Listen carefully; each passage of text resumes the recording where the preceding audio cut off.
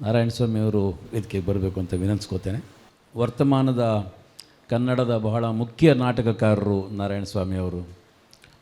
ನಮ್ಮ ರಾಜ್ಯದ ಒಂದಲ್ಲ ಒಂದು ಕಡೆಗೆ ಒಂದಲ್ಲ ಒಂದು ತಂಡ ಅವರ ನಾಟಕಗಳನ್ನು ಪ್ರಯೋಗ ಮಾಡ್ತಾನೇ ಇರುತ್ತೆ. ಅದು ಅನಭಿಜ್ಞಾನ ಆಗಿರಲಿ, ಪಂಪಭಾರತ ಆಗಿರಲಿ, ಚಕ್ರರತ್ನ ಆಗಿರಲಿ, ಆ ಥರ ಅನೇಕ ನಾಟಕಗಳನ್ನು. ಪ್ರಮುಖವಾಗಿ ನಾರಾಯಣಸ್ವಾಮಿಯವರು ಕವಿಗಳು. ಕಾವ್ಯ ಮತ್ತು ನಾಟಕದ ಕೂಡುಗೆರೆಗಳನ್ನು ಮತ್ತೆ ಮತ್ತೆ ಅನ್ವೇಷಿಸ್ತಾ ಬರ್ತಾ ಇದ್ದಾರೆ. ಅವರ ಸಂಶೋಧನೆ ಅವರು ಮಾಡಿದ್ದು ಜಲ ಸಂಸ್ಕೃತಿಯ ಮೇಲೆ. ಹೀಗೆ ತುಂಬ ವಿಶಿಷ್ಟವಾದಂಥ ಅನೇಕ ಸಂಗತಿಗಳ ಪಾಕ ಆಗಿರುವ ನಾರಾಯಣಸ್ವಾಮಿ ವೃತ್ತಿಯಲ್ಲಿ ಉಪನ್ಯಾಸಕರು. ಹಾಗಾಗಿ ಮೇಷ್ಟ್ರಗಿರಿಯನ್ನು ರೆಗ್ಯುಲರ್ ಆಗಿ ಮಾಡ್ತಾರೆ. ಅವರು ನಮ್ಮ ಮುಂದೆ ಮಂಡಿಸಲಿಕ್ಕಿರುವಂಥ ವಿಷಯ ರಂಗಭೂಮಿ ಸಾಂಸ್ಕೃತಿಕ ಪ್ರತಿರೋಧವಾಗಿ ಇದೆ ಅನ್ನೋದು ನಮಗೆ ಗೊತ್ತಿದೆ. ಅದರ ಮೂಲಭೂತ ಲಕ್ಷಣಗಳಲ್ಲಿ ಆ ಪ್ರತಿರೋಧ ಇದೆ. ಆದರೆ ನಮಗೆ ಗೊತ್ತಾಗ್ತಾ ಇದೆ, ಇತ್ತೀಚೆಗೆ ನಮ್ಮ ಹತ್ಯಾರಗಳೆಲ್ಲ ಮೊಂಡಾಗ್ತಾ ಇದ್ದಾವೆ. ಸಾಕಾಗ್ತಾ ಇಲ್ಲ. ನಾವು ಆಡುವ ಪ್ರತಿಭಟನೆಯ ಮಾತುಗಳು ಕ್ಲೀಶೆ ಆಗತೊಡಗಿದೆ. ಹಾಗಾಗಿ ಈ ಹೊತ್ತು ನಾವು ಕಂಡುಕೊಳ್ಳಲೇಬೇಕಾದಂಥ ಪ್ರತಿರೋಧದ ಮಾದರಿಗಳು ಏನು, ಹೊಸದಾಗಿ ನಾವು ಅದನ್ನು ಹೇಗೆ ಕನ್ಸ್ಟ್ರಕ್ಟ್ ಮಾಡ್ಕೋಬೇಕಾಗಿದೆ, ಅದರ ಭಾಷೆ ಏನು, ಇದರ ಕುರಿತು ನಾರಾಯಣಸ್ವಾಮಿಯವರಿಗೆ ನಮ್ಮ ಜೊತೆ ಮಾತನಾಡಬೇಕು ಅಂತ ವಿನಂತಿಸ್ಕೋತೇನೆ. ಸ್ನೇಹಿತರೆ ಮತ್ತು ಎಲ್ಲ ರಂಗ ಸಂಗಾತಿಗಳೇ, ಬೆಳಗ್ಗಿಂದ 2 ಉಪನ್ಯಾಸಗಳು ಮಧ್ಯೆ ನಾವು ಇದ್ದೇವೆ. ಈ ನಮ್ಮ ದೇಶದಲ್ಲಿ ಈ ಶಿವರಾಮರದು ಭಾಳ ದೊಡ್ಡ ಕಥೆ. ಬೆಳಗ್ಗೆ ಹಸೀಮರಾದಂಥ ಶಿವಪ್ರಕಾಶಿಂದ ಶುರುವಾಗಿ ಈಗ ನಿಸ್ಸೀಮರಾದಂಥ ರಾಮಯ್ಯನವರೆಗೆ ನೀವು ಇದರೊಳಗೆ ಲೋಲೋಕದ ತುಯಿತದೊಳಗೆ ಮಧ್ಯದಲ್ಲಿ ಕೃಪಾಕರ್ ಸೇನಾನಿಯವರನ್ನು, ಆಮೇಲೆ ಸವಿತಾ ರಾಣಿಯವರನ್ನು, ಇವರೆಲ್ಲರನ್ನೂ ಕೂಡ ನಾವು ನಮ್ಮ ತಿಳುವಳಿಕೆ ಭಾಗ ಮಾಡ್ಕೊಳ್ಳೋದಕ್ಕೆ ಪ್ರಯತ್ನಿಸಿದ್ದೇವೆ. ನಾನು ಇಲ್ಲಿ ಇವತ್ತು ನಿಮಗೆ ಕೊನೆಯದಾಗಿ ಮತ್ತಷ್ಟು ಕಷ್ಟ ಕೊಡೋದಕ್ಕೆ ನಿಂತಿದ್ದೇನೆ. ಸೊ ರಾಮಯ್ಯನ ಯಾವಾಗಲೂ ಹೇಳ್ತಿದ್ದಾನೆ, ಮಾನವ ಹಕ್ಕುಗಳ ಬಗ್ಗೆ ಯಾರಿಗೆ ನಂಬಿಕೆ ಇದೆಯೋ ಅವರೇ ಹೆಚ್ಚು ದಮನಕಾರರಾಗಿರ್ತಾರೆ ಅಂತ. ಸೊ ಹಂಗಾಗಿ ನನಗೂ ಚಿಕ್ಕಂದಿನಿಂದ ಮಾನವ ಹಕ್ಕುಗಳ ಬಗ್ಗೆ ಎಲ್ಲ ತಿಳುವಳಿಕೆ ಕೊಟ್ಟ ಗುರುಗಳೆಲ್ಲ ಇಲ್ಲಿದ್ದಾರೆ. ನಾನು ಇವತ್ತು ಮಾತಾಡ್ತಿರೋಂಥ ಅನೇಕ ಸಂಗತಿಗಳನ್ನು, ಅದರ ಮೂಲ ನುಡಿಗಳನ್ನು ಮೊದಲಿಗೆ ಕಲ್ತಿದ್ದು ಶಿವಪ್ರಕಾಶರಿಂದ. ಸೊ ಆಮೇಲೆ ರಾಮಯ್ಯನ ಜೊತೆ ಜಗಳದಿಂದ. ಸೊ ಹಾಗಾಗಿ ಈ ಶಿವಪ್ರಕಾಶ್ ಅವರ ಜೊತೆಗೆ ನಾನು ಆಡ್ತಿರುವಂಥ ಮಾತುಗಳಲ್ಲಿ ಅಪರಾಧಗಳಿದ್ದರೆ ಅವರದು, ಮತ್ತು ಅದಕ್ಕೆ ಸಂಬಂಧಪಟ್ಟ ಏನಾದರೂ ನೀವು ಮೆಚ್ಚುವಂಥ ಸಂಗತಿಗಳಿದ್ರೆ ಅದು ನಂದು. ಸೊ ಇಂಥ ಸಂದಕಟ್ಟಿನಲ್ಲಿ ನಾನು ಇವತ್ತು ನಿಮಗೆ ಈ ಪ್ರತಿರೋಧದ ಸಂಗತಿಯನ್ನು ಹೇಳಬೇಕು. ನಿಜ ಹೇಳಬೇಕು ಅಂತಂದರೆ, ಈ ಪ್ರತಿರೋಧ ಅನ್ನೋ ಮಾತು ಇವತ್ತು ನಮ್ಮ ಭಾಷಿಕವಾದ ಒಂದು ಅಟ್ಟರೆನ್ಸ್ ಮಾತ್ರ ಆಗಿದೆ ಅಂತ. ಅಂದರೆ ಅದರ ಒಂದು ನುಡಿ ನಟನೆ. ಅಂದರೆ ಅದರಿಂದ ಏನು ಉತ್ಪನ್ನವಾಗಬೇಕಾಗಿತ್ತೋ ಪ್ರಜ್ಞೆಯ ಸ್ತರದೊಳಗೆ, ಅನುಭವದ ಸ್ತರದೊಳಗೆ, ಅಂಥ ಒಂದು ಅನುಭವವನ್ನು ಪ್ರಚೋದಿಸುವ ಗುಣವಾಗಲಿ, ಮತ್ತು ಅದು ನಮ್ಮನ್ನು ಅದಕ್ಕೆ ಜೊತೆ ಎಂಪತಿ ಅನ್ನೋ ಮಾತು ಮತ್ತೆ ಬರ್ತಾ ಇತ್ತಲ್ಲ, ಅದನ್ನು ಪ್ರೇರೇಪಣೆ ಮಾಡುವಂಥ ಸಾಮರ್ಥ್ಯವಾಗಲಿ ಇವತ್ತು ಅನೇಕ ಪದಗಳಿಗೆ ಇಲ್ಲ.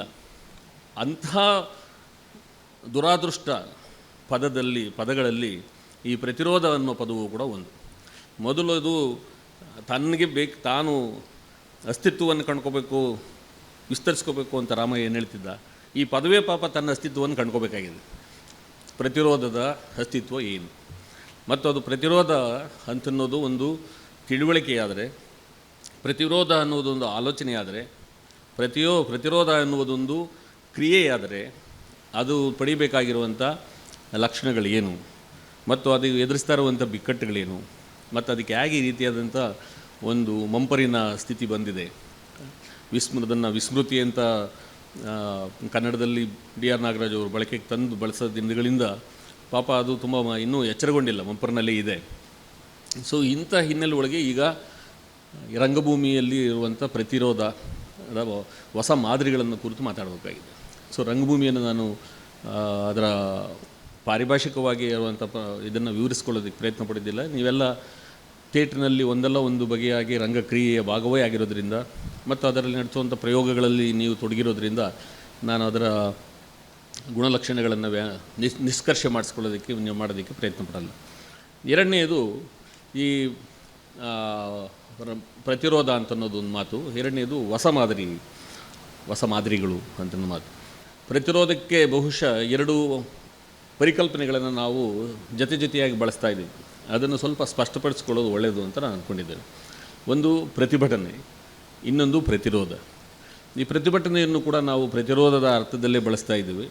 ಮತ್ತು ಹಾಗಾಗಿ ಪ್ರತಿರೋಧ ಅಂತನ್ನುವಾಗ ಪ್ರತಿಭಟನೆ ಎನ್ನುವಾಗ ಪ್ರತಿರೋಧವನ್ನು ಬಳಸಿದರೆ ಅದು ಎಷ್ಟು ದೊಡ್ಡ ಒಂದು ಸಮಸ್ಯೆಯಾಗಿ ಅಥವಾ ನಮ್ಮ ಸಮಸ್ಯೆಯೊಂದನ್ನು ಅದು ಹೇಗೆ ಡಿಸ್ಪ್ಲೇಸ್ ಮಾಡಬಹುದು ಅಂತನ್ನುವಂಥ ಒಂದು ಎಚ್ಚರವನ್ನು ಕೂಡ ನಾವು ಇಟ್ಕೋಬೇಕಾಗತ್ತೆ ಅಂತ ಹೇಳ್ತೀನಿ. ಈ ಮಾತುಗಳೆಲ್ಲ ನಾನು ಮಾತಾಡ್ತಿರೋದು ಕನ್ನಡ ರಂಗಭೂಮಿಯ 100 ವರ್ಷಗಳ ಒಂದು ರಂಗ ಚಟುವಟಿಕೆಗಳನ್ನು ಮತ್ತು ರಂಗ ಪ್ರಯೋಗಗಳನ್ನು ಮತ್ತು ರಂಗಕೃತಿಗಳನ್ನು ಆಧರಿಸಿ. ಸೊ ನನಗೆ ಕಳೆದ ಒಂದು 30 ವರ್ಷಗಳಿಂದ ರಂಗಭೂಮಿಯನ್ನು ಸಮೀಪದಿಂದ ನೋಡುವ ಮತ್ತು ಅದರ ಜೊತೆ ಒಂದು ಸಂಬಂಧವನ್ನು ಏರ್ಪಾಡು ಮಾಡಿಕೊಳ್ಳುವಂಥ ಅವಕಾಶ ಸಿಕ್ಕಿರೋದ್ರಿಂದ ಪ್ರಯೋಗಗಳು ಆ ದಿನಗಳಿಂದಲೂ ಕೂಡ ನನಗೆ ನನ್ನ ಸೀಮಿತವಾಗಿ ಮತ್ತು ಬೆಂಗಳೂರಿನಲ್ಲಿ ನಡೆದ ಪ್ರಯೋಗಗಳ ಜೊತೆಗೆ ನಾನು ಸಾಕ್ಷಿಯಾಗಿದ್ದೇನೆ.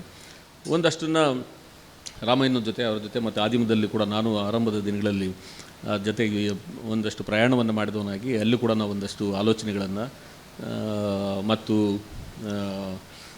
ತಿಳುವಳಿಕೆಗಳನ್ನು ಹೊಸದು ಮಾಡ್ಕೊಳ್ಳೋಕ್ಕೆ ಪ್ರಯತ್ನಿಸಿದ್ದೇವೆ. ಅದರ ಹೊರತಾಗಿ ರಂಗಭೂಮಿ ಅಂತ ನಾವು ಯೋಚನೆ ಮಾಡುವಾಗ 100 ವರ್ಷಗಳ ರಂಗಭೂಮಿಯನ್ನು ನಾವು ಗ್ರಹಿಸ್ತಾ ಇರೋದು ರಂಗಪಠ್ಯಗಳ ಮೂಲಕ. ಈ ರಂಗಕೃತಿಗಳ ಮೂಲಕ ಗ್ರಹಿಸುವ ರಂಗಭೂಮಿ ನಿಜಕ್ಕೂ ನಮಗೆ ಬಹಳ ಒಂದು ತಪ್ಪು ದಾರಿಯನ್ನು ತೋರಿಸುವ ಸಾಧ್ಯತೆ ಉಂಟು ಅನ್ನೋದ್ರ ಬಗ್ಗೆ ನಾವೆಲ್ಲ ಗಮನಿಸಬೇಕು. ಯಾಕೆಂದರೆ 1900ರ ಕೊನೆಯ ಒಳಗೆ ಪ್ರಾರಂಭವಾದಂಥ ಕನ್ನಡ ರಂಗಭೂಮಿ, ಅದನ್ನು ಯಾವುದನ್ನು ನಾವು ಆಧುನಿಕ ರಂಗಭೂಮಿ ಅಂತ ಕರಿತಾ ಇದ್ದೀವಿ, ಅದು ಪಾರಸಿಗಳಿಂದ ಬಂತು ಅಂತ ಅಥವಾ ಸಕ್ರೆ ಬಾಳಾಚಾರ್ಯರಿಂದ ಅವರು ಮರಾಠಿ ರಂಗಭೂಮಿಗೆ ಪ್ರತಿಕ್ರಿಯೆಯಾಗಿ ಕನ್ನಡದ ಅಸ್ಮಿತೆಯನ್ನು ಕಟ್ಕೋಬೇಕು ರಂಗಭೂಮಿಯಲ್ಲಿ ಅಂತ ಆರಂಭಿಸಿದ ಪ್ರಯೋಗದ ಮೂಲಕವಾಗಿದ್ದಿರಲಿ.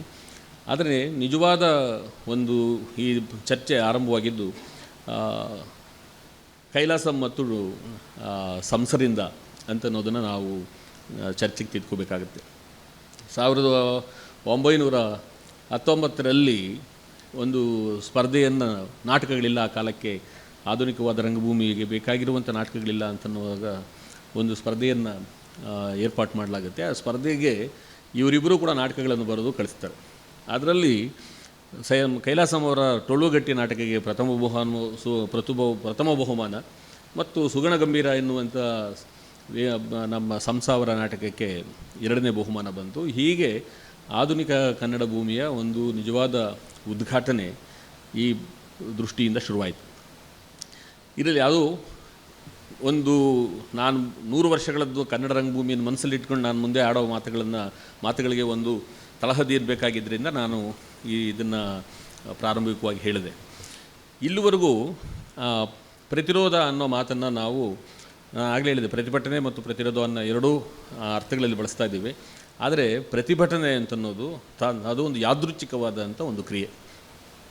ಅದಕ್ಕೆ ಒಂದು ಚಿಂತನಾತ್ಮಕವಾದಂಥ ಆಲೋಚನೆಯಾಗಲಿ ಮತ್ತು ಅದರ ಜೊತೆಗೆ ಒಂದು ಆ್ಯಕ್ಷನ್ ಪ್ಲ್ಯಾನ್ ಅಂದರೆ ಚಿಂತನೆ, ಅದನ್ನು ನಾವು ಅನುಸರಣೆಗೆ ತರಕ್ಕೆ ಹೋದಾಗ ಉಂಟಾಗಬಹುದಾದ ಕ್ರಿಯೆ ಇದೆಯಲ್ಲ, ಅದರ ಒಂದು ರೂಪವನ್ನು ನಾವು ಪ್ರತಿಭಟನೆ ಅಂತ ಅರ್ಥ ಮಾಡಿಕೊಳ್ಳುವ ಸಾಧ್ಯತೆಗಳುಂಟು. ಆದರೆ ಹಾಗಲ್ಲದೆ ಅದು ಒಂದು ಪ್ರತಿರೋಧದ ಹೊರರೂಪದಲ್ಲಿ ಕಾಣಿಸಿಕೊಳ್ಳಬಹುದಾದ ಒಂದು ಆ್ಯಕ್ಷನ್ನಾಗಿ ನಾವು ಅದನ್ನು ನೋಡಿದ್ದೇವೆ.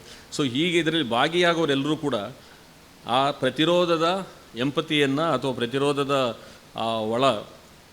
ಒತ್ತಡವನ್ನು ಅಥವಾ ಒತ್ತಾಯವನ್ನು ಅವರು ಅನುಭವಿಸ್ತಿದ್ದಾರೆ ಅಥವಾ ಅದರ ಪರಿಣಾಮವಾಗಿ ಇದನ್ನು ತಮ್ಮ ಅಸಮ್ಮತಿಯನ್ನು, ನಿರಾಕರಣೆಯನ್ನು ಅಥವಾ ವಿರೋಧವನ್ನು ವ್ಯಕ್ತಪಡಿಸ್ತಿದ್ದಾರೆ ಅಂತ ನಾವು ಗ್ರಹಿಸುವುದು ತಪ್ಪಾಗುತ್ತೆ. ಈಗ ಮೋದಿಯ ಪರವಾಗಿರಲಿ ಅಥವಾ ಮೋದಿಯವರ ಇರುವಾಗಲಿ ಕೂಗುವ ಜನಸಮೂಹದಲ್ಲಿ ಈ ಪ್ರತಿರೋಧದ ಯಾವ ತಿಳುವಳಿಕೆಯೂ ಇಲ್ಲದೂ ಕೂಡ ಆ ಸಮೂಹದಲ್ಲಿ ಒಂದು ನಿಮಗೆ ಒಂದು ಆ್ಯಕ್ಷನ್ ಕಾಣಿಸ್ಕೋಬಹುದು. ಅದನ್ನು ನಾವು ಒಂದು ಪ್ರತಿರೋಧವಂತಾಗಲಿ ಅಥವಾ ಅದು ಪರ ಅಂತಾಗಲಿ ಕೂಡ ನಾವು ತಿಳಿದರೆ ಅದು ಏನೆಲ್ಲ ಅವಾಂತರಗಳಾಗಬಹುದು ಅನ್ನೋದು ನಿಮಗೆ ಚುನಾವಣೆಯ ಫಲಿತಾಂಶಗಳು ಬಂದಾಗ ಗೊತ್ತಾಗ್ತದೆ. ಸೊ ಆಂಧ್ರದೊಳಗೆ ಚಿರಂಜೀವಿ ರಾಜಕೀಯ ಪಕ್ಷವನ್ನು ಕಟ್ಟಕ್ಕೆ ಹೊರಟಾಗ ಅಥವಾ ಅವರು ಇವರು ಪವನ್ ಕಲ್ಯಾಣ್ ಇದು ಕಟ್ಟಾಗ ಅಲ್ಲಿ ಎಷ್ಟು ಲಕ್ಷಾಂತರ ಜನ ಬಂದು ಅಲ್ಲಿ ಸೇರ್ತಾಯಿದ್ರು ಮತ್ತು ಅವ್ರಿಗಾಗಿ ಪ್ರಾಣ ಕೊಡ್ತೀವಿ ಅಂತ ಹೇಳ್ತಾಯಿದ್ರು. ಆದರೆ ಎಲೆಕ್ಷನ್ಸಲ್ಲಿ ರಿಸಲ್ಟ್ಸ್ ಬಂದಾಗೆಲ್ಲ ಏನಾಯಿತು ಅಂತ ಅನ್ನೋದನ್ನು ನಾವು ಕಂಡಿದ್ದೇವೆ. ಹಾಗಾಗಿ ಜನಸಮೂಹದಲ್ಲಿ ಕಾಣಿಸಿಕೊಂಡ ಈ ತಿಳುವಳಿಕೆ ಅದು ಹೀಗೆ ಒಂದು ಪ್ರತಿರೋಧದಿಂದಾಗಿಯೇ ರೂಪುಗೊಂಡಿದ್ದಾಗಿದ್ದರೆ ಖಂಡಿತವಾಗಿಯೂ ನಮ್ಮ ಇವತ್ತಿನ ರಾಜಕೀಯ ಸನ್ನಿವೇಶ ಬಹಳ ಭಿನ್ನವರಾದ ರೂಪದಲ್ಲಿ ಇರಬೇಕಾಗಿತ್ತು. ಅಂದರೆ ನಾವು ಈ ಪರಿಸ್ಥಿತಿಯನ್ನು ಅರ್ಥ ಮಾಡಿಕೊಳ್ಳುವ ವಿಧಾನದಲ್ಲೇ ನಮಗೆ ಅನೇಕ ರೀತಿಯಾದಂಥ ಸಮಸ್ಯೆಗಳಿದೆ. ಸೊ ಹಾಗಾಗಿ ಇವತ್ತು ಭಾಷೆ ತಾನು ನುಡಿಯುವುದನ್ನು ಅದು ಸಂವಹನ ಮಾಡಲಾರದ ಸ್ಥಿತಿಗೆ ಅದು ತಲುಪಿದೆ. ಇದು ಇವತ್ತಿನ ಬಿಕ್ಕಟ್ಟು. ತಾನು ನುಡಿಯುವುದನ್ನು ಮತ್ತು ಆ ನುಡಿಯ ಒಳಗೆ ಇದ್ದ ಯಾವ ಜೀವ ಇತ್ತೋ ಅದು ಮತ್ತೊಬ್ಬರಿಗೆ ತಲುಪಿಸಲಾರದ ಸ್ಥಿತಿಯಲ್ಲಿ ಅದೊಂದು ಕೇವಲ ವಾಹಕವಾಗಿರುವಂಥ ಎಲೆಕ್ಟ್ರಿಕಲ್ ವೈರ್ ಥರ ಅದು ಉಳಿದೋಗಿದೆ. ಅಂದರೆ ಎಲೆಕ್ಟ್ರಿಕ್ ವೈರ್ಗೆ ತನಗೆ ತಾನಾದಂಥ ಒಂದು ಸಾಮರ್ಥ್ಯವಿಲ್ಲ. ಅದು ಇನ್ನೊಂದು ಯಾವುದೋ ಒಂದು ಶಕ್ತಿಯನ್ನು ಕೊಟ್ಟಾಗ ಅದನ್ನು ದಾಟಿಸಿಬಿಟ್ಟು ಅದಕ್ಕೂ ನನಗೆ ಸಂಬಂಧವಿಲ್ಲ ಅಂತ ಹೇಳಿ ಅದು ಹೇಗೆ ನಿಂತು ಬೀಳುತ್ತದೋ ಆ ರೀತಿಯಾದಂಥ ಒಂದು ನೆಲೆಗೆ ಭಾಷೆ ಕುಗ್ಗಿ ಹೋಗಿದೆ. ಸೊ ಇದು ಸಂವಹನದ ಕುಗ್ಗುವಿಕೆ ಅಂತ ನಾನು ಇದನ್ನು ಕರೀತೇನೆ. ಸೊ ಪ್ರತಿರೋಧವನ್ನು ವ್ಯಕ್ತಪಡಿಸಲು ಬೇಕಾಗಿರುವ ಒಂದು ಭಾಷಿಕವಾದ ಅಂತಃಸಾಮರ್ಥ್ಯ ಪ್ರತಿಯೊಂದು ಭಾಷೆಯಲ್ಲಿ ಕುಗ್ತಾ ಇದ್ದರೆ ಅಂತಹ ಒಂದು ಪರಿಸ್ಥಿತಿ, ಅಂತಹ ದೇಶದಲ್ಲಿ ಪ್ರತಿರೋಧದ ನಾಟಕ ಹುಟ್ಟೋದಕ್ಕೆ ಸಾಧ್ಯವಿಲ್ಲ, ಪ್ರತಿರೋಧದ ಕಾವ್ಯ ಹುಟ್ಟೋದಕ್ಕೆ ಸಾಧ್ಯವಿಲ್ಲ, ಅಥವಾ ಪ್ರತಿರೋಧದ ಮಾತು ಹುಟ್ಟೋದಕ್ಕೂ ಕೂಡ ಸಾಧ್ಯವಿಲ್ಲ. ಸೊ ಕನ್ನಡ ಭಾಷೆಯಲ್ಲಿ ಮಾತ್ರ ಅಲ್ಲದ ಭಾರತೀಯ ಭಾಷೆಗಳ ದೃಷ್ಟಿಯಲ್ಲಿ ಹೇಳ್ತಾ ಇದ್ದರೂ ಕೂಡ ಇಂತಹ ಒಂದು ಅಂತಃಸಾಮರ್ಥ್ಯ ಕುಗ್ಗುತ್ತಿರುವ, ದಿನೇ ದಿನೇ ತಗ್ಗುತ್ತಿರುವ ಒಂದು ಅನುಭವದ ಪ್ರಯಾಣದಲ್ಲಿ ನಾವೆಲ್ಲ ಇದ್ದೇವೆ ಅಂತನ್ನುವಂಥದ್ದನ್ನು ನಾವು ಮನಸ್ಸಲ್ಲಿ ಇಟ್ಕೊಂಡು ಯೋಚನೆ ಮಾಡಬೇಕಾದಂಥ ಹಿನ್ನೆಲೆಯಲ್ಲಿ ನಾನು ನನ್ನ ಮಾತುಗಳನ್ನು ಹಾಡ್ತಾಯಿದ್ದೀನಿ. ಸೊ ಹೀಗೆ ಕನ್ನಡ ರಂಗಭೂಮಿಯೊಳಗೆ ಈಗ ಇಲ್ಲಿವರೆಗೂ ನಾವು ಪ್ರತಿರೋಧವನ್ನು ಗುರುತಿಸೋದಕ್ಕೆ ಕಾಲದೇಶಗಳನ್ನು ನಾವು ಮಾನದಂಡಗಳನ್ನಾಗಿ ಬಳಸ್ತಾ ಇದ್ದೀವಿ. ಸೊ ಕಾಲದೇಶ ಅಂತ ಹೇಳಿದ ತಕ್ಷಣ ನಿಮಗೆ ಒಂದು ಜಾತಿ ಮಾಪನ ಬೇಕಾಗುತ್ತೆ. ಅಂದರೆ ಜಾತಿಯಿಂದ ದಮನಿತರಾದವರು ಮತ್ತು ಯಾವುದೇ ದಮನಗಳ ವಿರುದ್ಧವಾಗಿ ಒಂದು ಅಸಮ್ಮತಿಯನ್ನು ಯಾರಾದರೂ ರೆಕಾರ್ಡ್ ಮಾಡಿದರೆ, ರಿಜಿಸ್ಟರ್ ಮಾಡಿದರೆ ಅದನ್ನು ಪ್ರತಿರೋಧ ಅಂತ ಕರೆಯುವಂಥ ಒಂದು ಸಾಮಾನ್ಯವಾದಂಥ ಅಕಾಡೆಮಿಕ್ ಆದಂಥ ಒಂದು ತಿಳುವಳಿಕೆ ನಮ್ಮಲ್ಲಿದೆ. ಈಗ ಕನ್ನಡ ನಾಟಕಗಳ ಅನುಭವದಿಂದಲೇ ಮಾತಾಡೋಣ. 1920ರಿಂದ 40ರವರೆಗೆ ಮಹಾತ್ಮ ಗಾಂಧೀಜಿಯವರ ಪರಿಣಾಮದಿಂದಾಗಿಯೋ ಅಥವಾ ಸ್ವಾತಂತ್ರ್ಯ ಚಳುವಳಿಯ ಸಂದರ್ಭದೊಳಗೆ ಅಂಬೇಡ್ಕರ್ ಅವರು ದಲಿತರನ್ನ ಕುರಿತಾದಂಥ ದಮನವನ್ನು ಕುರಿತಾದಂಥ ಪ್ರಶ್ನೆಗಳನ್ನು ತುಂಬ ಒರಟು ಅಂತ ಇವರು ಹೇಳುವ ರೀತಿಯಲ್ಲಿ ಪ್ರಶ್ನೆಗಳನ್ನು ಕೇಳಿದ ತಕ್ಷಣವೇ ಉಂಟಾದ ಪಲ್ಲಟಗಳಿಂದ ಎಲ್ಲ ನಾಟಕಕಾರರು, ಆ ಕಾಲಕ್ಕೆ ನಾಟಕಕಾರರು ಬರೀ ನಾಟಕದಲ್ಲಿ ಮಾತ್ರ ಅಲ್ಲ, ಬೇರೆ ಸಾಹಿತ್ಯ ಕೃತಿಗಳಲ್ಲಿದೆ, ಬಟ್ ನಾನು ಅದನ್ನು ಬರೀ ನಾಟಕಕ್ಕೆ ಮಾತ್ರ ಸೀಮಿತಗೊಳಿಸ್ಕೊಂಡು ಮಾತಾಡ್ತಿದ್ದೀನಿ. ಹೀಗೆ ಮಾತಾಡುವಾಗ ಅವರು ಬೇರೆ ಕೆಲಸ ಕಾವ್ಯದೊಳಗೆ, ಕಾದಂಬರಿ ಒಳಗೆ, ಕಥೆಗಳಲ್ಲಿ ಇದನ್ನೆಲ್ಲ ಮಾಡಲಿಲ್ವೇ ಅಂತ ನೀವು ಪ್ರಶ್ನೆ ಕೇಳಿದ್ರಿ. ಅದನ್ನು ವಿಸ್ತರಿಸ್ಕೊಳ್ಳಿ, ಅದರಲ್ಲೆಲ್ಲ ಕೂಡ ಅವ್ರು ಮಾಡ್ತಾಯಿದ್ದಾರೆ. ಅದರ ಒಂದು ಭಾಗವಾಗಿ ನಾನು ಇದನ್ನು ಹೇಳ್ತಾ ಇದ್ದೀನಿ. ಈಗ ಜಲಗಾರದಲ್ಲಿ ಕುವೆಂಪು ಅವರು ಇದನ್ನು ಪ್ರಸ್ತಾಪಿಸಿದ ವಿಧಾನ ಅಂದರೆ ಪ್ರತಿರೋಧ ಅನ್ನೋ ಆರಂಭದಲ್ಲಿ ಅವರು ಕನ್ನಡ ಸಾಹಿತ್ಯದ ರಂಗಭೂಮಿ ಹೇಗೆ ಅದನ್ನು ರಿಜಿಸ್ಟರ್ ಮಾಡ್ತು ಅಂತನ್ನೋದು ಬಹಳ ಮುಖ್ಯ. ಇವತ್ತಿನ ಸಂದರ್ಭದೊಳಗೆ ನಮ್ಮ ಪ್ರತಿರೋಧ ಅಂತಂದರೆ ಪೂರ್ಣವಾದ ನಿರಾಕರಣೆ. ಆದರೆ ಆಗಿನ ಪ್ರತಿರೋಧದ ಸ್ವರೂಪ ಹೇಗಿತ್ತು ಅಂತಂದರೆ ಅದು ಯಾವುದನ್ನು ಕನಿಷ್ಠವೆಂದು ನಿಕೃಷ್ಟವೆಂದು ಹೇಳಲಾಗ್ತಿತ್ತು ಅದಕ್ಕೆ ಒಂದು ಶ್ರೇಷ್ಠತೆಯನ್ನು ಮತ್ತು ಪ್ರಾಪ್ತವಾಗಿಸುವಂಥ ಒಂದು ಪ್ರಯತ್ನವನ್ನು ಆಗಿನ ಕಾಲದವರು ಮಾಡ್ತಾಯಿದ್ರು. ಜಲಗಾರನನ್ನು ಶಿವನಿಗೆ ಹೋಲಿಸುವಂಥ ಒಂದು ಕಲ್ಪನೆ ನಡೆಯುತ್ತೆ. ನಾನು ಅವೆಲ್ಲ ಡೀಟೇಲ್ಸ್ ಪೂರ್ತಿ ಹೋಗೋದಿಲ್ಲ, ಯಾಕೆಂದರೆ ಇನ್ನೂ 100 ವರ್ಷಗಳ ಕಥೆ ಹೇಳಬೇಕಾದ್ರಿಂದ. ಅದರಲ್ಲಿ ಏನು ಹೇಳುತ್ತೆ ನೋಡಿ, ಅತ್ಯಂತ ಕನಿಷ್ಠರಾಗಿದ್ದಂಥ ಜಲಗಾರನನ್ನು ಅತ್ಯಂತ ಎತ್ತರದಲ್ಲಿದ್ದಂಥ ಒಬ್ಬ ಶಿವನಿಗೆ ಹೋಲಿಸಲಾಗುತ್ತೆ. ಶಿವ ಎತ್ತರದಲ್ಲಿದ್ದಾನೆ, ಸೊ ಇವನನ್ನು ತೆಗೆದುಕೊಂಡಾಗಲ್ಲಿ ಮೇಲಿರಿಸುವುದು ಅಂದರೆ ಗುರುತನ್ನು ಮೊದಲಿಗೆ ಅವರು ಯಾವುದನ್ನು ನೀವು ನಿಕೃಷ್ಟವೆಂತ ಹೇಳಿದ್ರಿ, ಹೀನ ಅಂತ ಹೇಳಿದ್ರಿ, ಅದನ್ನು ಮೇಲಕ್ಕೆ ತೆಗೆದುಕೊಂಬಂದು ಹಿಡುವಂಥ ಒಂದು ಪ್ರಯತ್ನವು ಆಗ ಪ್ರತಿರೋಧದ ಬಹಳ ಮುಖ್ಯವಾದಂಥ ಒಂದು ಲಕ್ಷಣವಾಗಿ ಇತ್ತು. ಸೊ ಅದನ್ನು ಅವರು ಮುಂದೆ ಶೂದ್ರ ತಪಸ್ವಿಯಲ್ಲಿ ಕಂಟಿನ್ಯೂ ಮಾಡ್ತಾರೆ. ಕುವೆಂಪು ಮಾತ್ರ ಮಾಡಿದ್ರು ಅಂತ ತಿಳ್ಕೊಬೇಡಿ. ಅದೇ ಸಂದರ್ಭದೊಳಗೆ ಬೇಂದ್ರೆಯವರು ಉದ್ಧಾರ ಅಂತ ಒಂದು ನಾಟಕ ಮಾಡ್ತಾರೆ. ಆ ಉದ್ಧಾರ ನಾಟಕದಲ್ಲೂ ಕೂಡ ಜಾತಿಯ ಪ್ರಶ್ನೆಯನ್ನೇ, ಅದು ಅಸ್ಪೃಶ್ಯತೆಯ ಪ್ರಶ್ನೆಯನ್ನೇ ಭಾಳ ಗಂಭೀರವಾಗಿ ಚರ್ಚೆಗೆ ತೆಗೆದುಕೊಳ್ತಾರೆ. ಅದೇ ಸಂದರ್ಭದೊಳಗೆ ಒಂದು 5-6 ವರ್ಷಗಳ ವ್ಯತ್ಯಾಸದೊಳಗೆ ಮಾಸ್ತಿ ವೆಂಕಟೇಶ್ವರ ಅವರು ಒಂದು ನಾಟಕ ಬರೀತಾರೆ. ಆಮೇಲೆ ತಿರುಪಾಣಿ ಅಂತ ಒಂದು ನಾಟಕವನ್ನು ಅವರು ಬರೀತಾರೆ. ಅದೇ ಸಂದರ್ಭದಲ್ಲಿ ಶ್ರೀರಂಗರು ಹರಿಜನ್ವಾರ ಅನ್ನುವಂಥ ಒಂದು ನಾಟಕವನ್ನು ಬರೀತಾರೆ. ಹೀಗೆ ಕನ್ನಡದ ಆಗಿನ ಕಾಲದ ಬಹಳ ಮುಖ್ಯವಾದಂಥ ನಾಟಕಕಾರರೆಲ್ಲರೂ ಕೂಡ ಹೀಗೆ ಅಸ್ಪೃಶ್ಯತೆಯನ್ನು ಒಂದು ಬಹಳ ಮುಖ್ಯವಾದ ಸಮಸ್ಯೆ ಒಂದು ಅಂತ ಪರಿಗಣಿಸಿ ಅದನ್ನು ನಿರಾಕರಿಸುವ ಅಂದರೆ ಅದರಿಂದ ಬಿಡುಗಡೆಗೊಳಿಸಬೇಕಾಗಿರುವ ಮತ್ತು ಆ ದಮನದ ಅನ್ಯಾಯಗಳನ್ನು ನಮ್ಮ ಮನವರಿಕೆ ಮಾಡಿಕೊಳ್ಳುವಂಥ ಒಂದು ಪ್ರಯತ್ನ ಮಾಡ್ತಾರೆ. ಅಂದರೆ ಸಮಸ್ಯೆಯ ಅರಿವನ್ನು ನಮ್ಮಲ್ಲಿ ಮೂಡಿಸುವ ಪ್ರಯತ್ನ ಈ ಪ್ರತಿರೋಧದ ಭಾಳ ಮುಖ್ಯವಾದಂಥ ಮೊದಲನೇ ಹಂತ ಅಂತ ನಾವು ಬೇಕಾದರೆ ಅದನ್ನು ಪರಿಗಣಿಸಬಹುದು. ಸಮಸ್ಯೆಯನ್ನು ಗುರುತಿಸಿಕೊಳ್ಳುವುದು ಈ ಪ್ರತಿರೋಧವನ್ನು ಸೂಚಿಸೋದಕ್ಕೆ ಬೇಕಾಗಿರುವಂಥ ಮೊದಲನೆಯ ಅಂತ ಮಾನಸಿಕವಾದಂಥ ತಯಾರಿಯ ಹಂತ ಅಂತನ್ನುವ ಹಾಗೆ ಅಲ್ಲಿ ನಾಟಕಗಳಲ್ಲಿ ಕಾಣಿಸುತ್ತೆ. ಎರಡನೆಯ ಹಂತದ ಒಳಗೆ ನಾವು ಎರಡನೇ ಲಕ್ಷಣ ಏನು ಈ ಪ್ರತಿರೋಧಕ್ಕೆ ಇರೋದು ಅಂತಂದರೆ, ಒಂದು ಪ್ರತಿರೋಧವನ್ನು ನೀವು ಗುರುತಿಸಿಕೊಂಡಾದ ಮೇಲೆ ಅದನ್ನು ನೀವು ವಿಶ್ಲೇಷಣೆ ಮಾಡ್ಕೊಳ್ಬೇಕಾಗತ್ತೆ. ಸೊ ಅದರ ಸ್ವರೂಪ ಹೇಗೆ ಅಂತ, ಈ ಸ್ವರೂಪವನ್ನು ಸಮಸ್ಯೆಯ ವಿಶ್ಲೇಷಣೆಯ ಕಾಲ ನಮ್ಮ 60 ಮತ್ತು 70ರ ದಶಕದ ಕಾಲ. ಆಗ ಬಂದ ಎಲ್ಲ ನಾಟಕಕಾರರು ಎಲ್ಲರೂ ಕೂಡ ಸಮಸ್ಯೆಗಳನ್ನು ವಿವರಿಸಿಕೊಳ್ಳುವ ಪ್ರಯತ್ನವನ್ನು ಮಾಡ್ತಾಯಿದ್ರು. ಮುಖ್ಯವಾಗಿ ಅವರು ವೈಲೆನ್ಸ್ ಅಂದರೆ ಏನು, ಹಿಂಸೆ ಅಂತನ್ನೋದನ್ನು ಏನು ಅಂತನ್ನೋದನ್ನು ಅವರು ಇವರ ನೆಲೆಗಳಲ್ಲಿ ವಿವರಿಸೋದಕ್ಕೆ ಪ್ರಯತ್ನ ಪಡ್ತಾಯಿದ್ರು. ಅಂದರೆ ಜಾತಿಯ ನೆಲೆಯಲ್ಲಿ, ಜೆಂಡರ್ನ ನೆಲೆಯಲ್ಲಿ ಮುಖ್ಯವಾಗಿ ಇವೆರಡನ್ನು ಇಟ್ಕೊಂಡು ಅವರು ಈ ಸಮಸ್ಯೆಯ ಪರಿಣಾಮವನ್ನು ಕುರಿತಾಗಿ ವಿವರಿಸೋದಕ್ಕೆ ಪ್ರಯತ್ನ ಮಾಡ್ತಾಯಿದ್ರು. ಅದಕ್ಕೆ ನೀವು ಎಲ್ಲ ಕಾರ್ನಾಟಕ ನಾಟಕಗಳಿರ್ಬೋದು, ಕಂಬಾರ ನಾಟಕಗಳಿರ್ಬೋದು, ಬಹಳ ಮುಖ್ಯವಾಗಿ ಲಂಕೇಶ್ ಅವರು ಬರೆದ ಎಲ್ಲ ಏಕಾಂಕಗಳಲ್ಲಿ ಮೊದಲಿಗೆ ಅವರು ಮಾಡೋದು ಅವರೆಲ್ಲ ನಾಟಕಗಳನ್ನು ನೋಡ್ತಿದ್ರೆ ನಿಮಗೆ ಅದರೊಳಗೆ ಒಂದು ಬಹಳ ದೊಡ್ಡ ರೆಸಿಸ್ಟೆನ್ಸ್, ಅದನ್ನು ಒಂದು ಭಿನ್ನಾಭಿಪ್ರಾಯ, ಡಿಸೆಂಟ್, ನೀನು ಹೇಳುತ್ತಿರುವ ಲೋಕದ ಜೊತೆಗೆ, ನೀನು ಹೇಳುತ್ತಿರುವ ಅರ್ಥದ ಜೊತೆಗೆ ನನ್ನದೊಂದು ತಕರಾರಿದೆ. ಸೊ ಈ ತಕರಾರು ಇದೆ ಅಂತ ಹೇಳುವ ಅದನ್ನು ಒಂದು ವಾಯ್ಸ್, ಮೊದಲ ಬಾರಿಗೆ ಅದಕ್ಕೊಂದು ವಾಯ್ಸ್ ಕೊಡುವಂಥ. ನೋಡಿ, ಜಲಗಾರನಿಗೆ ವಾಯ್ಸ್ ಇರಲಿಲ್ಲ. ಶೂದ್ರ ತಪಸ್ವಿಯಲ್ಲೂ ಕೂಡ ಶೂದ್ರ ತಪಸ್ಸಿಗೆ ವಾಯ್ಸ್ ಇರಲಿಲ್ಲ. ಅವನ ಪರವಾಗಿ ಬೇರೆಯವರು ಬಂದು ಮಾತಾಡಬೇಕಾಯ್ತು, ರಾಮ ಬಂದು ಮಾತಾಡಬೇಕಾಯ್ತು, ಬಾಣ ಬಂದು ಮಾತಾಡ್ತೋ, ಅದೆಲ್ಲ ನಿಮಗೆಲ್ಲ ಗೊತ್ತೇ ಇದೆ. ಈವನ್ ಬೆರಳಿಗೆ ಕೊರಳಲ್ಲೂ ಕೂಡ ಈ ಥರದ ಸಮಸ್ಯೆಯನ್ನು ನಾವು ಕಾಣ್ತೀವಿ. ಸೊ ಒಂದು ವಾಯ್ಸ್ ಕಾಣಿಸ್ಕೊಳ್ತು, ಅಂದರೆ ಡಿಸೆಂಟಿನ ಒಂದು ವಾಯ್ಸನ್ನು ನಾವು ಕಾಣಿಸ್ಕೊಳ್ತು. ಇದು ಪ್ರತಿರೋಧದಲ್ಲಿ ಕನ್ನಡ ರಂಗಭೂಮಿಯಲ್ಲಿ ಕಾಣಿಸಿದ ಎರಡನೆಯ ಹಂತ. ಸೊ ಮೂರನೇ, ಇವೆಲ್ಲ ಈ ಹಂತಗಳು ಬಹಳ ಈಗ ಕರ್ನಾಟಕದಲ್ಲಿ ನಿಮಗೆಲ್ಲ ರಂಗಭೂಮಿ ಜೊತೆ ಒಡನಾಡ್ತಿರುವಂಥ ಎಷ್ಟು ಜನ ಇಲ್ಲಿದ್ದೀರಿ, ಮತ್ತು ನಾವೇ ಆ ಭಾಷೆಯನ್ನು ಬಳಸ್ತಾ ಇರ್ತೀವಿ.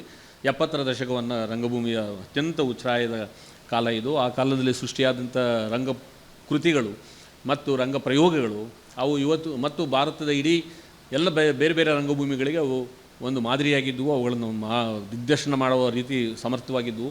ಆ ಕಾಲಕ್ಕೆ ಪ್ರಸನ್ನ ಆದಿಯಾಗಿ ಎಷ್ಟು ಜನ ಒಳ್ಳೆ NSDಯ ನಾಟಕ ನಿರ್ದೇಶಕರುಗಳೆಲ್ಲ ಕರ್ನಾಟಕಕ್ಕೆ ಬಂದರು, ಅವರು ಪ್ರಯೋಗಗಳು ಮಾಡಿದರು ಅನ್ನೋದನ್ನು ತುಂಬ ನಾವು ಹೆಮ್ಮೆಯಿಂದ, ವಿಜೃಂಭಣೆಯಿಂದ ಹೇಳ್ಕೊತೀವಿ. ಆ ಹೆಮ್ಮೆಯಿಂದ ಹೇಳ್ಕೊಳ್ಳೋದ್ರಲ್ಲೇನು ತೊಂದರೆ ಇಲ್ಲ, ಬಟ್ ನಾವು ಅಲ್ಲೇ ನಿಂತೋಗಿದ್ದೀವಿ ಅನ್ನೋದು ತೊಂದರೆ.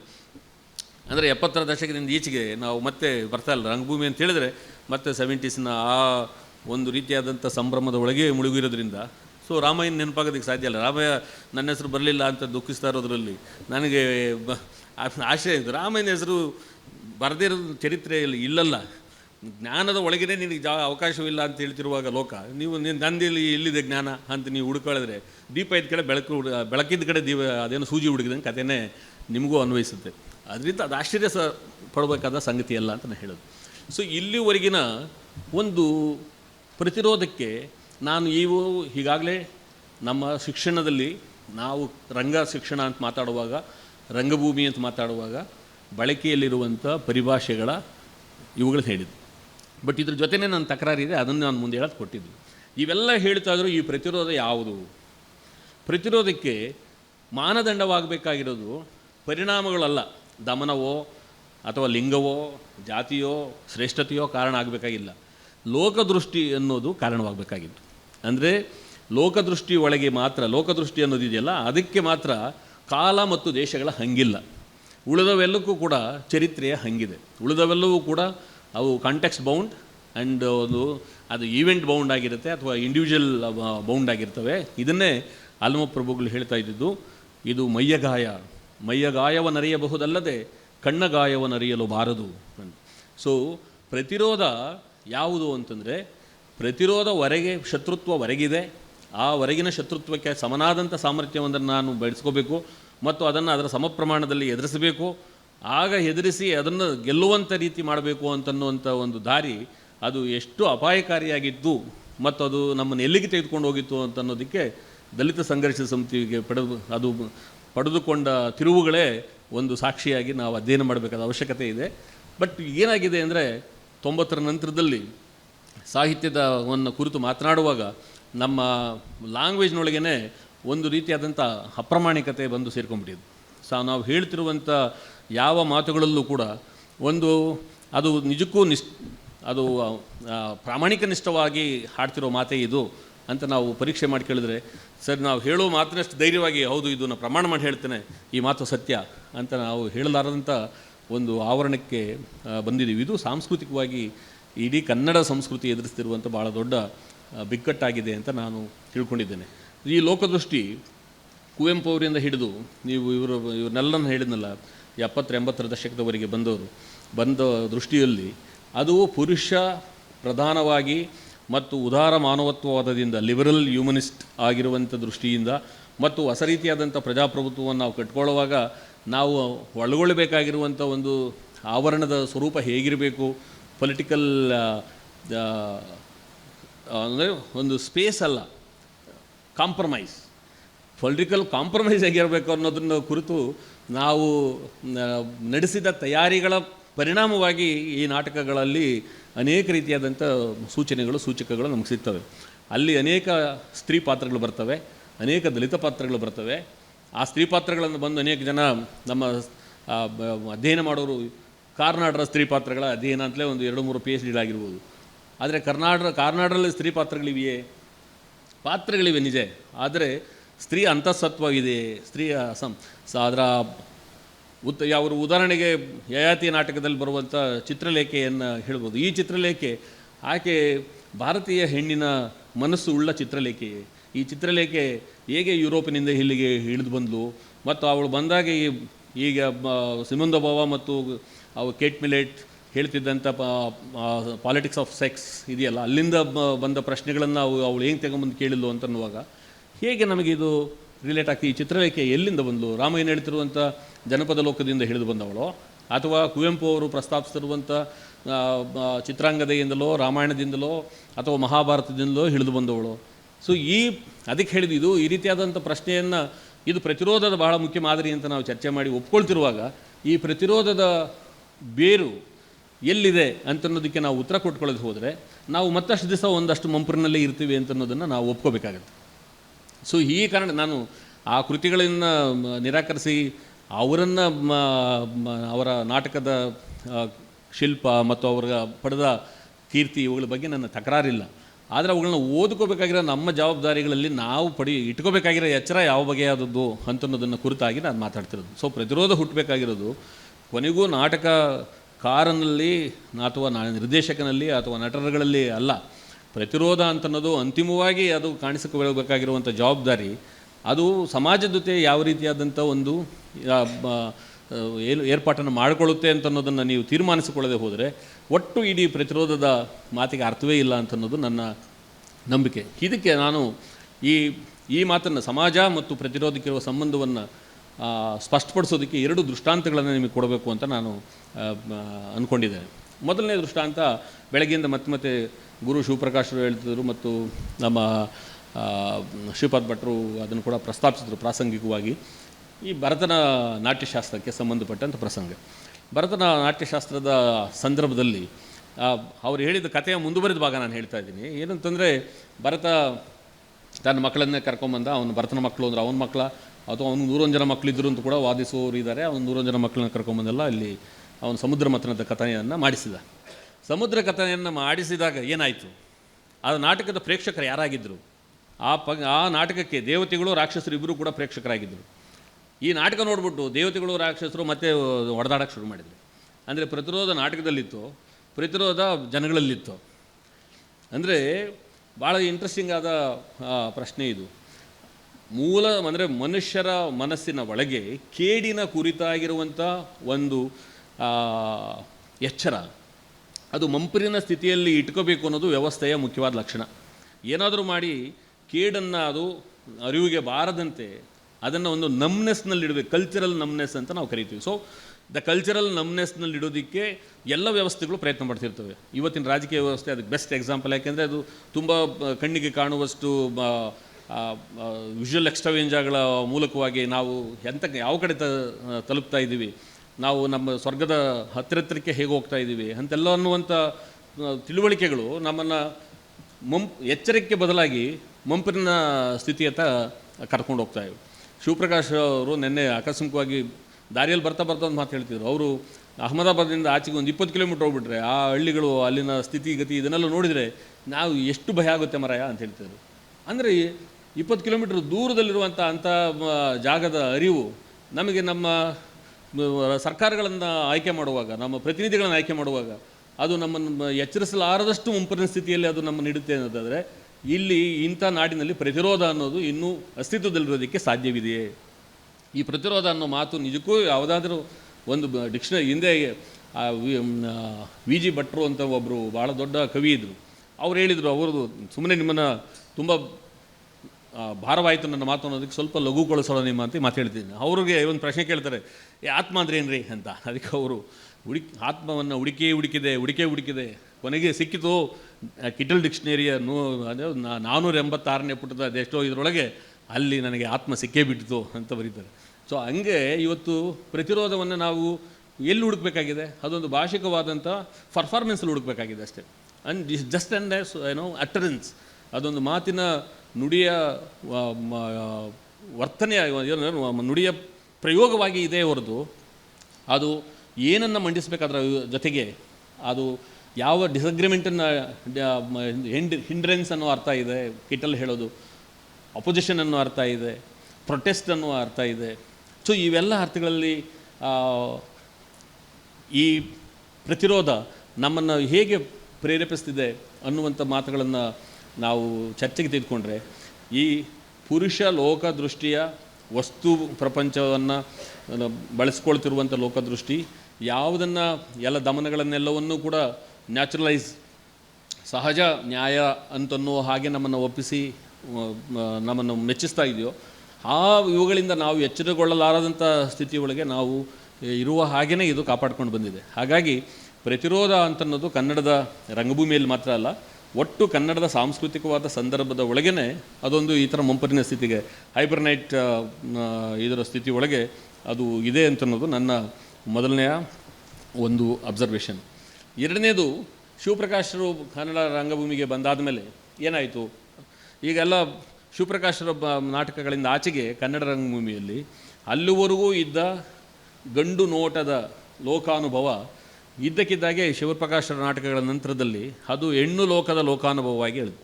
ಸೊ ಹೆಣ್ಣು ಲೋಕ ಅಂದರೆ ಬರೆದವರು ಹೆಣ್ಮಕ್ಳಿದ್ರೆ, ದಲಿತರು ಬರೆದ್ರೆ ದಲಿತ ಕಾವ್ಯವಂತರೇ, ಈ ಥರದ ಚರ್ಚೆಗಳನ್ನೆಲ್ಲ ಈ ಕಾಲದೇಶದ ಬಿಟ್ಟು ಯೋಚನೆ ಮಾಡಿದ್ರೆ, ಲೋಕವನ್ನು ಸಂಗೋಪನೆ ಮಾಡಬೇಕಾಗಿರುವ, ಜೀವಗಳನ್ನು ಕಾಪಾಡಿಕೊಳ್ಬೇಕಾಗಿರುವ, ಈ ಮುಂಪರಿನಿಂದ ಜನಗಳನ್ನು ಎಚ್ಚರ ಮಾಡಬೇಕು ಅಂತಿರುವಂಥ ಒಂದು ತಿಳುವಳಿಕೆಯೇ ಈಗ ಈ ಹೆಣ್ಣು ನೋಟದ ಒಂದು ಲೋಕಕ್ರಮ ಅಂತ ತಿಳಿಬೇಕಾಗಿದೆ. ಸೊ ಈ ಹೆಣ್ಣು ನೋಟದ ಲೋಕಕ್ರಮ 90ರ ದಶಕದ ನಂತರ ಬರೆದ ಅನೇಕ ಜನ ನಾಟಕಕಾರಗಳಲ್ಲಿ ಅದು ಕಾಣಿಸಿಕೊಳ್ಳುವ ಪ್ರಯತ್ನದಲ್ಲಿದೆ. ಮತ್ತು ಅದಕ್ಕೆ ಸ್ತ್ರೀವಾದವನ್ನು ಕುರಿತು ಮಾತಾಡೋರು ಎಲ್ಲ ಏನೇನು ಸಮಸ್ಯೆಗಳನ್ನು ಮಾಡ್ತಾರೋ ಅದೆಲ್ಲ ಸಮಸ್ಯೆಗಳು ಅದರಲ್ಲೂ ಇದೆ. ಯಾಕೆಂತಂದರೆ ಈಗ ನಾವು ಬೆಲ್ ಹುಕ್ಸ್ನ ಕಾಲಕ್ಕೆ ಬಂದುಬಿಟ್ಟಿದ್ದೀವಿ. ಇನ್ನೂ ನಾವು ವರ್ಜಿನಿಯಾ ವುಲ್ಫ್ ಕಾಲದಲ್ಲಿ, ಕೇಟ್ ಮಿಲೆಟ್ರ ಕಾಲದಲ್ಲಿ ಇರೋಕ್ಕಾಗೋದಿಲ್ಲ. ಬೆಲ್ ಹುಕ್ಸ್ ಈಗ ಹೇಳ್ತಿರುವಂಥ ಸ್ತ್ರೀವಾದದೊಳಗೆ ಆಕೆ ನಿಜಕ್ಕೂ ದಮನದ ಆಗ್ತಿರುವಂಥ ಹೆಂಗಸರಾಗಿ ಗಂಡಸರು ದಮನದಲ್ಲಿದ್ದಾರೆ ಸೊ ಅಂತ ಹೇಳ್ತಾ ಇದ್ದಾರೆ. ಸೊ ಬಿಡುಗಡೆ ಬೇಕಾಗಿರೋದು ಹೆಣ್ಣಿಗೆ ಮಾತ್ರ ಅಲ್ಲ, ಗಂಡಿಗೆ ಬೇಕಾಗಿದೆ. ಮತ್ತು ಗಂಡನ್ನು ಕೂಡ ಬಿಡಿಸಬೇಕಾಗಿರುವಂಥ ಹೊಣೆಗಾರಿಕೆಯನ್ನು ಸೊ ಹೆಣ್ಣುಮಕ್ಕಳೇ ಹೊರಬೇಕು ಮತ್ತು ಹೆಣ್ಮಕ್ಳು ಹೆಂಗೂ ಸಂಸಾರವನ್ನು ಅವರದ್ದು ಅಭ್ಯಾಸ ಮಾಡಿರೋದ್ರಿಂದ ಈ ಗಂಡಸಿನ ಸರಿಯಿಂದ ಅವರನ್ನು ಬಿಡಿಸಲಿ ಅಂತನ್ನುವಂಥ ಕಡೆಗೆ ಹೋಗ್ಬೇಕು. ಇಲ್ಲಾಂದರೆ ಇಟ್ ನಿಯರ್ ಇಂಟ್ರಾಗೇಷನ್ಸ್, ನೀವು ನಿಮ್ಮ ಹಿಂಸೆಗಳನ್ನು ಮತ್ತು ಕೆಲವು ಉದಾಹರಣೆಗಳ ಮೂಲಕ ನೀವು ಮಂಡಿಸ್ಬೇಕಾಗುತ್ತೆ. ಹೀಗೆ ಮಾಡ್ತಾರೆ, ಹಾಗೆ ಮಾಡ್ತಾರೆ, ಪೇಟ್ರಿಯಾರ್ಕಿಲ್ ಹಾಗೆ ಮಾಡ್ತೀವಿ, ಹೀಗೆ ಮಾಡ್ತಾ ಅಂತೆಲ್ಲ ಹೇಳ್ಕೋಬೇಕಾಗುತ್ತೆ. ಸೊ ಸಿಮಂದ ಬಾಬಾ ಹೇಳ್ತಾ ಇದ್ದಂಥ ಈ ನಾಯಿಯ ಕಥೆಯೊಳಗೆ ನಾಯಿಯನ್ನು ಚೈನಾಕ್ಕೆ ಹಿಡ್ಕೊಂಡಿರುವಂಥ ಮನುಷ್ಯ ನಾಯಿಯನ್ನು ನಿಯಂತ್ರಿಸ್ತಿದ್ದಾನೋ, ನಾಯಿ ಚೈನ್ ಹಿಡ್ಕೊಂಡಿರುವಂಥ ಮನುಷ್ಯನ ನಿಯಂತ್ರಿಸ್ತಾ ಇದೆಯೋ ಅಂತನ್ನುವಂಥ ತಿಳುವಳಿಕೆಯನ್ನು ಎಲ್ಲಿವರೆಗೆ ನಾಯಿ ಅವನನ್ನು ನಿಯಂತ್ರಿಸ್ತಿದೆ ಅನ್ನೋದನ್ನು ನಾವು ಅರ್ಥ ಮಾಡ್ಕೊಳ್ಳೋದು, ಅಲ್ಲಿವರೆಗೂ ಸ್ತ್ರೀವಾದ ಇನ್ನೊಂದು ಹೆಜ್ಜೆ ಮುಂದೆ ಇಡೋದಕ್ಕೆ ಸಾಧ್ಯ ಇಲ್ಲ. ಇಲ್ಲ ಅಂತಂದರೆ ಅದನ್ನು ಕೈಯಲ್ಲಿ ಚೈನ್ ಹಿಡಿದಿರುವವನು ಅಧಿಕಾರ ಇದೆ, ದಮನ ಮಾಡ್ತಿದ್ದಾನೆ, ನಾಯಿನ ನಿಯಂತ್ರಿಸ್ತಿದ್ದಾನೆ ಅಂತಲೇ ನಾವು ಆಲೋಚಿಸ್ತಾ ಇರ್ತೀವಿ. ಇದು ಲೋಕವನ್ನು ಒಂದು ಗಂಡಸಿನ ದೃಷ್ಟಿಕೋನದಿಂದಲೇ ಅರ್ಥ ಮಾಡಿಕೊಳ್ಳೋಕ್ಕೆ ಮಾಡ್ತಿರುವಂಥ ಪ್ರಯತ್ನ ಇದು.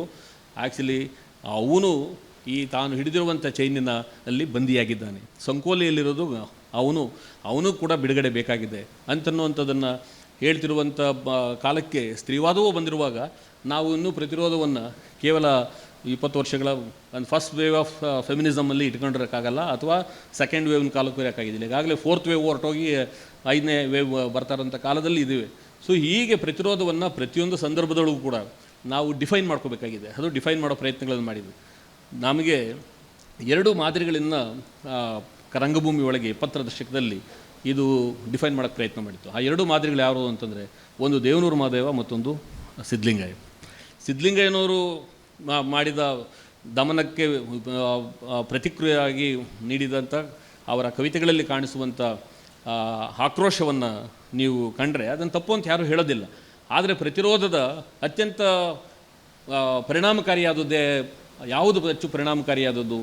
ದೇವನೂರು ಮಹಾದೇವ ಅವರು ತಮ್ಮ ಕಥನಗಳೊಳಗೆ ತಣ್ಣಗೆ ಅವರು ಮಂಡಿಸ್ತಾ ಇದ್ದಂಥ ಅಸರ್ಟಿವ್ ಆಗಿರುವಂಥ ಪ್ರತಿರೋಧವೋ, ಅಥವಾ ಸಿದ್ಧಲಿಂಗಯ್ಯನವರು ತಮ್ಮ ಕವಿತೆಗಳಲ್ಲಿ ಹೇಳ್ತಿದ್ದ ಅಗ್ರೆಸಿವ್ ಆಗಿರುವಂಥ ಪ್ರತಿರೋಧವೋ, ಪ್ರತಿರೋಧದ ಸಸ್ಟೈನಬಿಲಿಟಿ, ಅದರ ಪರ್ಸಿಸ್ಟೆನ್ಸ್ ಎಲ್ಲಿ ಜಾಸ್ತಿ ನಿರಂತರವಾಗಿರ್ತದೆ, ಪರಿಣಾಮಕಾರಿಯಾಗಿರ್ತದೆ ಅಂತನ್ನೋದನ್ನು ಕೂಡ ನಾವು ರಂಗಭೂಮಿಯಲ್ಲಿ ಟೆಸ್ಟ್ ಮಾಡೋದಕ್ಕೆ ನಾವು ಪ್ರಯತ್ನ ಮಾಡಲಿಲ್ಲ. ಸೊ ಅದರಿಂದ ಪ್ರತಿರೋಧದ ಸಂಗತಿಗಳನ್ನು ಅರ್ಥ ಮಾಡ್ಕೋಬೇಕಾದ್ರೆ ವರ್ತಮಾನದಲ್ಲಿ ಏನು ನಡೀತಿವೆ, ಆ ವರ್ತಮಾನದಲ್ಲಿ ನಡೀತಿರುವಂಥ ನಾವು ಈ ಯಾವುದು ನಮ್ಮ ಪೊಲಿಟಿಕಲ್ ಆದ, ಕಲ್ಚರಲ್ ಆದ, ರಿಲಿಜಿಯಸ್ ಆದ ಮತ್ತು ಮಾರ್ಕೆಟ್ ಡ್ರಿವನ್ ಆಗಿರುವಂಥ ಇವತ್ತಿನ ವ್ಯಾಲ್ಯೂ ಸಿಸ್ಟಮ್ಸ್ಗಳಿದೆಯಲ್ಲ, ಇವುಗಳ ಜಾಲದೊಳಗೆ ನಾವು ಸಿಕ್ಕಿಕೊಂಡಿದ್ದೇವೆ. ಅವರು ಒಂದು ಪರಿಭಾಷೆಯನ್ನು ನಿರ್ಮಿಸಿಕೊಟ್ಬಿಟ್ಟಿದ್ದಾರೆ. ಅಂದರೆ ಜಗಳ ಮಾಡೋಕ್ಕೆ ಅವರು ಪರಿಭಾಷೆ ನಿರ್ಮಿಸ್ಕೊಟ್ಟಿರೋದು, ನೀವು ಅದರಲ್ಲೇ ನಾವು ಟ್ರ್ಯಾಪ್ಗಳಲ್ಲಿ ಸಿಗಾಕೊಂಡು ನಾವು ಅದನ್ನು ಜಾಗತೀಕರಣ ಅನ್ನೋದು ಒಂದು ಟ್ರ್ಯಾಪ್, ಆ ಪದವನ್ನೇ ಬಳಸ್ಕೊಂಡು ಅಲ್ಲೇ ನಾವು ಗಿರಿಕೆ ಹೊಡ್ಕೊಂಡು ಜಾಗತೀಕರಣದಿಂದ ಹಿಂಗಾಯಿತು, ಜಾಗತೀಕರಣದಿಂದ ಹಂಗಾಯಿತು ಅಂತ ಮಾತಾಡ್ಕೊಂಡು ನೀವು ಅಲ್ಲೇ ಇರಬೇಕು. ಅವ್ರ ಉದ್ದೇಶ ನೀವು ಅಲ್ಲೇ ನಿಂತಿರೋದೇ ಭಾಳ ಮುಖ್ಯವಾದ ಗುರಿಯಾಗಿರೋದು. ಸೊ ಹೀಗೆ ಟ್ರ್ಯಾಪ್ಗಳನ್ನು ಕ್ರಿಯೇಟ್ ಮಾಡಿಕೊಟ್ಟಿದ್ದರಿಂದಾಗಿ ಆ ಟ್ರ್ಯಾಪ್ಗಳನ್ನು ನಾವು ಸಿಕ್ಕಿಕೊಂಡಿದ್ದೇವೆ. ಇದನ್ನು ದಾಟೋದಕ್ಕೆ ಬೇಕಾಗಿರುವಂಥ ಸಾಮರ್ಥ್ಯ ಶಕ್ತಿಗಳೆಲ್ಲಿವೆ ಅನ್ನೋದನ್ನು ನಾವು ಒಂದು ಸಾರಿ ಹಿಂತಿರುಗಿ ನೋಡಬೇಕಾದಂಥ ಅವಶ್ಯಕತೆ ಇದೆ. ಸೊ ಅದಕ್ಕೆ ನಾನು ನಿಮಗೆ ಇನ್ನೊಂದು ಅನೇಕ ಸಾರಿ ಪ್ರತಿರೋಧ ಯಾವ ದಿಕ್ಕಿನಲ್ಲಿ ನಾವು ಏನನ್ನು ಪ್ರತಿರೋಧಿಸಬೇಕು ಅಂತನ್ನುವಂಥ ಮಂಪರಿನ ಸ್ಥಿತಿಯಲ್ಲಿದ್ದಾಗ ಅರಿವಿಲ್ಲದೆ ಇರುವಂಥ ಒಂದು ಸಮೂಹದ ಮಧ್ಯದಲ್ಲಿ ಈ ಪ್ರತಿರೋಧ ಕೂಡ ಅತ್ಯಂತ ದಾರಿ ತಪ್ಪುವ ಚಾನ್ಸಸ್ ಇದೆ. ಬೆಸ್ಟ್ ಎಕ್ಸಾಂಪಲ್ ಅಂತಂದರೆ GM ಸಿಂಗೆಯ the Playboy of the Western World ನಾಟಕದ ಕುರಿತಾದಂಥ ಘಟನೆ ನಿಮಗೆಲ್ಲ ಅದು ಗೊತ್ತೇ ಇರಬೇಕು ಅಂತ ಕಾಣುತ್ತೆ. ಅದನ್ನು ಕನ್ನಡದಲ್ಲೂ ಕೂಡ ಒಬ್ಬರು ಅನುವಾದಕರ ಹೆಸರು ಮರೆತುಬಿಟ್ಟಿದ್ದೀನಿ, ಟ್ರಾನ್ಸ್ಲೇಟ್ ಮಾಡಿದ್ದಾರೆ ಅವರು. ಪಡವಲ ನಾಡಿನ ಪ್ರೇಮವೀರ ಅಂತ ಟೈಟ್ಲು. ಅದು ಆ ಟೈಟ್ಲು ತುಂಬ ಕ್ಯಾಚಿಯಾಗಿದ್ದರಿಂದ ಅದು ನನಗೆ ನೆನಪಿದೆ. ಆ ಪಡವಲ ನಾಡಿನ ಪ್ರೇಮವೀರ ನಾಟಕದ ಒಳಗೆ ನಿಮಗೆಲ್ಲ ಗೊತ್ತಿದೆ, ಐರ್ಲ್ಯಾಂಡ್ನವ್ರಿಗೆ ಬ್ರಿಟಿಷರ ಜೊತೆ ಇಂಗ್ಲೆಂಡ್ನವ್ರ ಜೊತೆ ದೊಡ್ಡ ಜಗಳ ಆಯಿತು. ಅದಕ್ಕಾಗಿ ಅವರು ತಮಗೆ ಸ್ವತಂತ್ರವಾದ ಒಂದು ನಾಡಬೇಕು ಅಂತ ಅವರು ಹೋರಾಟ ಮಾಡ್ತಿದ್ರು. ಇದು 1902 ಏನೋ ಬರೆದಿರುವಂಥ ನಾಟಕ. ಅದು ಮೊದಲು ನಾಟಕ ಆದಾಗ ಅವನು ಐರಿಷ್ ನಾಟಕಕಾರ. ಐರಿಷಿನ ಅಂತಃಸತ್ವವನ್ನು ಮತ್ತು ಐರಿಷ್ ಲೋಕ ಸಮುದಾಯದ ಒಳಗೆ ಎಂಥ ಮಂಪರಿನ ಸ್ಥಿತಿ ಇದೆ, ನಾವು ಆ ಮಂಪರಿನ ಸ್ಥಿತಿ ಎಚ್ಚೆತ್ತುಕೊಳ್ಳದೆ ಹೋದರೆ ನಾವು ಈ ಸ್ವತಂತ್ರವನ್ನು ನಿಭಾಯಿಸೋದಕ್ಕೆ ಸಾಮರ್ಥ್ಯವಿಲ್ಲ. ಯಾವುದು ಅಂಬೇಡ್ಕರ್ಗೆ ಡೌಟ್ ಇತ್ತು, ಪ್ರಜಾಪ್ರಭುತ್ವವನ್ನು ಸಂವಿಧಾನ ಭಾರತ ತಕ್ಷಣಕ್ಕೆ ಮುಗಿದೋಗಲಿಲ್ಲ, ಇಂಥದನ್ನು ಈ ಜನಗಳ ಕೈ ಕೊಟ್ಟರೆ ಇವರು ಹೇಗೆ ನಿಭಾಯಿಸಬಲ್ಲರು ಅನ್ನೋಂಥ ಅನುಮಾನ ಭಯ ಏನು ಅವ್ರಿಗಿತ್ತು, ಅಂಥದ್ದೇ ಭಯ ಅವನಿಗೂ ಇದ್ದಿದ್ದರಿಂದ ಅವನು ಇದನ್ನು ಬರೆದ. ಜನ ಅಭೆ ಅನ್ನುವಂಥ ಥಿಯೇಟ್ರನ್ನೇ ಸುಟ್ಟಾಕ್ಬಿಟ್ರು. ಆ್ಯಕ್ಚುಲಿ ಅವನು ಮಾತಾಡ್ತಿದ್ದಿದ್ದು ಐರಿಷ್ ಜನ ಸಮುದಾಯದೊಳಗಿರುವಂಥ ಈ ಮಂಪರಿನ ಸ್ಥಿತಿಯಿಂದ ಅವರನ್ನೇ ಎಚ್ಚರಗೊಳಿಸಬೇಕು ಅನ್ನುವಂಥ ಉದ್ದೇಶಕ್ಕಾಗಿಯೇ ಬರೆದಿದ್ದು. ಅದನ್ನು ವಿರೋಧಿಸಿದವರು ಅವರೇ ಸುಟ್ಟೆ ಹಾಕಿದರು. ಕೊನೆಗೆ ಅದನ್ನು ಅವನಿಗೆ ಸತ್ತ ಮೇಲೆ ಅವನಿಗೆ ಭಾಳ ದೊಡ್ಡ ರೆಕಗ್ನಿಷನ್ ಬಂದು ಅದೊಂದು ಭಾಳ ಶ್ರೇಷ್ಠವಾದ ಕೃತಿ, ಅದು ಐರಿಷಿನ ಭಾಳ ಮುಖ್ಯವಾದಂಥ ಐಡೆಂಟಿಟಿಯ ಕೃತಿ ಅದು ಅಂತನ್ನುವಂಥ ಒಂದು ಹೆಸರು ಬಂತು. ಅದು ಅಮೇರಿಕದಲ್ಲಿ ಆ ನಾಟಕವನ್ನು ಮಾಡಿ ಅದಕ್ಕೆ ಅಮೇರಿಕದ ಅಧ್ಯಕ್ಷರೇ ಬಂದು ಆ ನಾಟಕ ನೋಡಿದ ಮೇಲೆ ಅದಕ್ಕೆ ಇದ್ದಕ್ಕಿದ್ದಂತೆ ಒಂದು ಯೋಗ್ಯತೆ ಪ್ರಾಪ್ತವಾಗೋಯಿತು. ಇದಕ್ಕೆ ಉದಾಹರಣೆಯಾಗಿ ನಾನು ನಮ್ಮ ಕನ್ನಡದಲ್ಲೂ ಕೂಡ ನಡೆಯುವಂಥ ಸಂಗತಿಗಳನ್ನು ಹೇಳ್ತೀನಿ. ಒಂದು ಪರ್ಸ್ನಲ್ ಎಕ್ಸ್ಪೀರಿಯನ್ಸ್ ಹೇಳೋದಾದರೆ, ನಾನು ಚಕ್ರರತ್ನ ಅಂತ ಒಂದು ನಾಟಕವನ್ನು ಬರೆದೆ. ಚಕ್ರರತ್ನ ನಾಟಕದ ಭಾಳ ಗುರಿ ಇದ್ದಿದ್ದು, ಯಾಕೆಂದರೆ ಅದು ಇದು ನಡೀತಾ ಇದ್ದಾಗ ಗುರುಗಳಾದಂಥ ಶಿವಪ್ರಕಾಶ್ರವರು ಮಹಾಮಸ್ತಕಾಭಿಷೇಕ ರಿಹರ್ಸಲ್ ಅಂತ ಒಂದು ನಾಟಕವನ್ನು ಬರೆದು, ಸೊ ಗುರುಗಳು ಬರೆದಾದ್ಮೇಲೆ ಶಿಷ್ಯರು ಬರಿಬೇಕಲ್ವೇ, ಅದರಿಂದ ನಾನು ಚಕ್ರರತ್ನ ನಾಟಕ ಅಂತ ಒಂದು ನಾಟಕವನ್ನು ಬರೆದೆ. ಅದರಲ್ಲಿ ನನ್ನ ಉದ್ದೇಶವಿದ್ದಿದ್ದು ಚಕ್ರರತ್ನನ ಜೈನ ಧರ್ಮದ, ಯಾಕೆಂದರೆ ಆಗ ತುಂಬ ಇಂಟಾಲರೆನ್ಸ್ ಇನ್ನೂ ಶುರುವಾಗ್ತಾ ಇತ್ತು ಭಾರತದಲ್ಲಿ. ಸೊ ಇನ್ನು ಮನಮೋಹನ್ ಸಿಂಗ್ ಸರ್ಕಾರದ ಕೊನೆಯ ದಿನಗಳವು. ಬಟ್ ಎಲ್ಲ ಪ್ರಜ್ಞಾವಂತರುಗಳಿಗೆ ಮಂಪ್ರನಲ್ಲಿ ಸ್ಥಿತಿಯಲ್ಲೂ ಕೂಡ ಭಯ ಉಂಟಾಗುವಂಥ ಒಂದು ರೀತಿಯಾದಂಥ ಲಕ್ಷಣಗಳಿದ್ದ ಕಾಲದಲ್ಲಿ, ಸೊ ಈ ಹಾರ್ಮೋನಿಯ ಇದನ್ನು ನಿಭಾಯಿಸಬೇಕಾದಂಥ ಒಂದು ಸ್ಥಿತಿ ಎಷ್ಟು ಜವಾಬ್ದಾರಿಯಿಂದ ಕೂಡಿರಬೇಕು ಅನ್ನೋದು, ಮತ್ತು ಹಿಂಸೆಯ ಉಂಟು ಮಾಡಬಹುದಾದ ಹಿಂಸೆಗೆ ಮದ್ದು ಎಲ್ಲಿದೆ ಅನ್ನೋದನ್ನು ಕಂಡುಕೊಳ್ಳೋ ಕಾರಣಕ್ಕಾಗಿ ಈ ನಾಟಕವನ್ನು, ಆದಿಪುರಾಣದಲ್ಲಿ ಬಂದ ಪ್ರಸ್ತಾಪವಾದಂಥ ನಾಟಕವನ್ನು ನಾನು ಹುಡುಕಿ ಅದನ್ನು ಚಕ್ರರತ್ನ ಅಂತ ಬರೆದೆ. ಅದರಲ್ಲಿ ಆ ಇಡೀ ನಾಟಕವನ್ನು ನಾನು ಜೈನ ವಿದ್ವಾಂಸಗಳ ಮುಂದೆಲ್ಲ ಓದಿ, ಯಾಕೆಂದರೆ ಇದಂಗೆ ಆಗಬಹುದು ಅಂತ ಭಯ ಇದ್ದಿದ್ದರಿಂದ ಓದಿ ಅವರಲ್ಲಿ ಇದು ಭಾಳ ಅದ್ಭುತವಾಗಿದೆ, ಇನ್ಫ್ಯಾಕ್ಟ್ ಅದು ಶ್ರವಣಬೆಳಗೊಳದಲ್ಲಿ ಸ್ವಾಮಿಗಳ ಮುಂದೆನೇ ಓದಿ ಇದನ್ನು ಮೆಚ್ಚಿಸ್ಬೋದು ಅಂತೆಲ್ಲ ಹೇಳಿದಂಥವರು ಕೊನೆಗೆ ಇದರಲ್ಲಿ ಸುಚಿತ್ರಾದಲ್ಲಿ ನಾಟಕ ನಡೀತಾ ಇದ್ದರೆ ಒಂದು ಬಸ್ಸಿನ ತುಂಬ ಜನ ಬಂದು ನಮಗೂ ಕತ್ತಿ ಹಿಡ್ಕೊಳಕ್ಕೆ ಬರುತ್ತೆ, ನಾವು ಕತ್ತರಿಸಾಕ್ತೀವಿ ಅಂತ ನಾಟಕ ನಿಲ್ಲಿಸಿ, ಆಮೇಲೆ ಅವತ್ತು ಬಿ ಸುರೇಶ್ ಅವರೆಲ್ಲ ಇದ್ದಿದ್ದರಿಂದ ಏನೋ ಸಂಧಾನ ಮಾಡಿ ಕೊನೆಗೆ ಅವತ್ತು ನನ್ನನ್ನು ಹುತಾತ್ಮನಾಗುವ ಅವಕಾಶದಿಂದ ವಂಚಿಸಿದರು. ಮತ್ತಿಲ್ಲಾಂದರೆ ಅವತ್ತು ಭಾಳ ದೊಡ್ಡ ಸಮಸ್ಯೆ ಆಗ್ತಿತ್ತು. ಆಮೇಲೆ ಕೊನೆಗೆ ಅವರು ಆ ಜೈನ ಸಂಘದ ಒಳಗೆ ಒಂದು ಭಾಳ ದೊಡ್ಡ ಚರ್ಚೆಗಳೆಲ್ಲ ನಡೀತಾ, ಅಲ್ಲಿಗೆಲ್ಲ ಹೋಗಿ ನಾನು ಡಿಫೆಂಡ್ ಮಾಡಿದೆ ಏನು ಅಂತೇಳಿ. ಅವ್ರದ್ದು ಏನು ಸಮಸ್ಯೆ ಇದ್ದಿದ್ದು ನಿಮಗೆ ಆಶ್ಚರ್ಯ ಆಗ್ಬೋದು. ಅವ್ರ ಸಮಸ್ಯೆ ಇರೋದು ಜೈನ ಧರ್ಮದ ಔನ್ನತ್ಯವನ್ನು ನಾನು ಅಲ್ಲಿ ಏನೂ ಅವಮಾನಿಸಿಲ್ಲ ಅಂತ ಅವ್ರಿಗೂ ಗೊತ್ತಿದೆ, ಅವರು ಭಾಳ ಹೇಳಿದ್ದಾರೆ, ಅದೆಲ್ಲ ಚೆನ್ನಾಗಿ ಹೇಳಿದ್ದೀರಾ. ಆದರೆ ಔಷಧಿ ಇದೆ ಅಂತ ಹೇಳೋ ಮನುಷ್ಯನನ್ನು ನೀವು ಒಬ್ಬ ಚಮ್ಮರನಾಗೆ ಮಾಡಿದ್ದೀರಾ. ಯಾಕೆಂದರೆ ಆದಿದೇವ ಅವನು ತಾನು ಗಾಯಗಳಿಂದ ಅವನ ಮಾಮಕ್ಕಳೆಲ್ಲ ಬಂದು ನನಗೆ ಆಸ್ತಿ ಕೊಟ್ಟಿಲ್ಲ ಅಂತ ಅವನು ಹಿಂಸೆ ಕೊಡ್ತಿರುವಾಗ ಪ್ರತಿಮಾಯೋಗದಲ್ಲಿದ್ದಂಥ ಆ ಆದಿದೇವನಿಗೆ ಬಾಯಾರಿಕೆ ಆಗಿಬಿಡ್ತದೆ. ಬಾಯಾರಿಕೆಗೆ ನೀರಿಲ್ಲ. ಆಗ ದಾರಿಯಲ್ಲಿ ಬಂದ ಚಮ್ಮಾರ ತನ್ನ ಗಲ್ಲೆಬಾನಿಯಲ್ಲಿದ್ದ ಅವನು ಹೇಳ್ತಾನೆ, ಸ್ವಾಮಿ ಇದು ಗಲ್ಲೆಬಾನಿಯಲ್ಲಿರುವಂಥ ನೀರಿದು, ಇದು ಮಲಿನವಾಗಿಬಿಟ್ಟಿದೆ, ಅದಕ್ಕೆ ಹೆಂಗೆ ಕುಡಿಸಲಿ ಅಂತ. ಅದಕ್ಕೆ ಹೇಳ್ತಾರೆ, ಅದು ಜಲದ ಮಲಿನತೆಯನ್ನು ಯಾರಪ್ಪ ತೊಳಿತಾರೆ? ಎಲ್ಲ ಮಲಿನನೇ ತೊಳಿಬೇಕಾಗಿರೋಂಥ ಜಲವೇ ಮಲಿನವಾದರೆ ಜಲದ ಮಲಿನತೆಯನ್ನು ಯಾರು ತೊಳಿತಾರೆ? ಅದೇ ಕೊಡಮರಾಯ ಅಂಥೇಳಿ ಅವ್ನು ಕೇಳ್ತಾನೆ. ಇವನು ಆ ನೀರು ಕುಡಿದು ಬಿಡ್ತಾನೆ. ಚರ್ಮದ ನಿಲ್ದ ನೀರನ್ನು ನೀವು ನಮ್ಮ ಆದಿದೇವರಿಗೆ ಕುಡಿಸಿದ್ದೀರಾ. ನಮ್ಮ ಮಕ್ಕಳು ಹಿಂಗೆ ನೋಡ್ತಾರೆ, ಇದನ್ನು ನಾವೀಗ ನೋಡ್ತೀವಿ, ನಮ್ಮ ಕಣ್ಣು ನೀರು ಬರ್ತಾ ಇಲ್ಲ, ರಕ್ತ ಬರ್ತಿದೆ ಅಂಥೇಳಿ ಅವ್ರು. ನನಗೆ ಭಾಳ ಭಯ, ಬೇಸರ, ದುಃಖ ಆಗಿದ್ದೇನು ಅಂತಂದರೆ, ಇವರಿಗೆ ಈ ಒಂದು ಸಣ್ಣ ಕ್ರಿಯೆ ಅದನ್ನು ಅಲ್ಲಿ ಏನು ಹೇಳ್ತಿದೆ ಆ ಮಾತುಗಳು, ಅದರಲ್ಲಿರುವಂಥ ಜೈನ ಧರ್ಮದ ಔನ್ನತ್ಯವಾದ ಸಂಗತಿಗಳೇನು ಅಂತ ಅರ್ಥವಾಗದೆ ಆ ಗಲ್ಲೆಬಾನಿಯಲ್ಲಿದ್ದ ಅದು ನೀರು ಅಂತ ನೋಡಿದರೆ ಸಾಕಾಗಿತ್ತು. ಜೀವಪೋಷಕವಾಗಿರುವಂಥ ನೀರು ನಿಮಗೆಲ್ಲ ಗೊತ್ತೇ ಇದೆ. ಪ್ರಾಣ ಹೋಗೋ ಸಮಯದಲ್ಲಿ ಗಲ್ಲೆಬಾನಿಯಲ್ಲಿದ್ದರೇನು, ಚರಂಡಿಯಲ್ಲಿದ್ದರೇನು, ಎಲ್ಲಿದ್ದರೇನು, ಯಾವ ತೀರ್ಥವಾದರೂ ನೀರೆಲ್ಲವೂ ತೀರ್ತವೆ ಅಂತ ಕುವೆಂಪು ಅವರು ಹೇಳಿದಂತೆ ಯಾವುದಾದ್ರೂ ನೀರು ಸರಿತಾನೆ. ಆದರೆ ಇವರು, ನೀವು ಜೈನ ಧರ್ಮಕ್ಕೆ ಇಂಥ ದೊಡ್ಡ ಅಪಮಾನ ಮಾಡಿಬಿಟ್ರಿ, ವಿರೋಧ ಮಾಡಿದಿರಿ. ಕೊನೆಗೆ ಅದು ಕೋರ್ಟಿನವರೆಗೂ ಹೋಯಿತು. ಇನ್ನೂ ಕೋರ್ಟಲ್ಲಿ ಕೇಸದು ತುಮಕೂರಿನಲ್ಲಿ ಕೇಸ್ ಹಾಕಲಾಯಿತು. ಅದು ನಾಟಕನೇ ಪ್ರದರ್ಶನಗಳು ನಿಂತೋಯಿತು. ಇವತ್ತಿಗೂ ಅದು ಬಗೆಹರಿದಿಲ್ಲ. ಆದರೆ ಈ ಜೊತೆಗೆ ಈಗ ಇಷ್ಟು ದಲಿತ ಐಡೆಂಟಿಟಿಗಳ ಜೊತೆಗೆ ಮಾತನಾಡ್ತಿರುವಂಥ ನಮ್ಮ ಎಲ್ಲ ಹೋರಾಟಗಾರರು, ನಾನು ಎಷ್ಟು ಭಾಳ ಜನ ಹೋರಾಟಗಾರರಿಗೆಲ್ಲ ಹೇಳಿದಿದ್ರಿ, ಒಂದು ಮುನ್ನುಡಿ ಬರೀರಿ ಮರಾಯ ಅಂತ ಬೇಕಂತಲೇ. ದಲಿತರಲ್ಲೂ ಎಡಗೈನವರಲ್ಲೂ ಕೇಳಿದೆ, ಒಬ್ಬರೂ ಬರೆಯೋ ಧೈರ್ಯ ಮಾಡಲಿಲ್ಲ.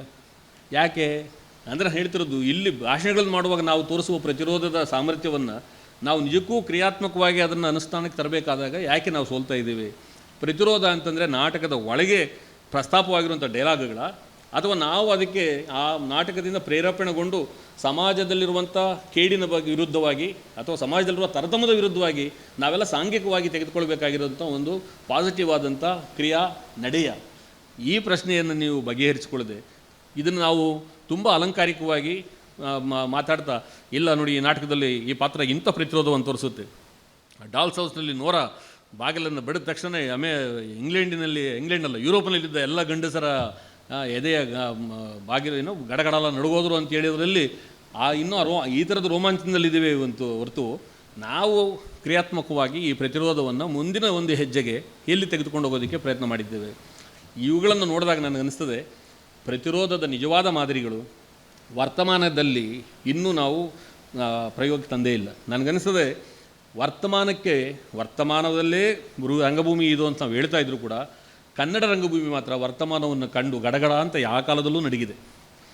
ವರ್ತಮಾನದಲ್ಲಿ ಈಗ ಇಷ್ಟು ರೈತರ ಆತ್ಮಹತ್ಯೆಗಳಾದವು, ಎಷ್ಟು ನಾಟಕಗಳು ಬಂದವು, ಅದು ಡೆಲ್ಲಿದ ಕಥೆ ಇರಲಿ, ಆಮೇಲೆ ಮಣಿಪುರದಲ್ಲಿ ಅಷ್ಟು ಹಿಂಸೆಗಳು ನಡೀತಾ ಇದ್ವು, ಅವು ಎಷ್ಟು ನಾಟಕಗಳಾಗಿದ್ವು, ಅಥವಾ ಕರ್ನಾಟಕದಲ್ಲೇ ನಡೆದಂಥ ಅನೇಕ ದಲಿತರ ದಮನದ ಕಥೆಗಳನ್ನು ಕೇಳಿದ್ದೇವೆ, ಹಾನರ್ ಕಿಲ್ಲಿಂಗಿನ ಕಥೆಗಳನ್ನು ಕೇಳ್ತಾ ಇದ್ದೇವೆ.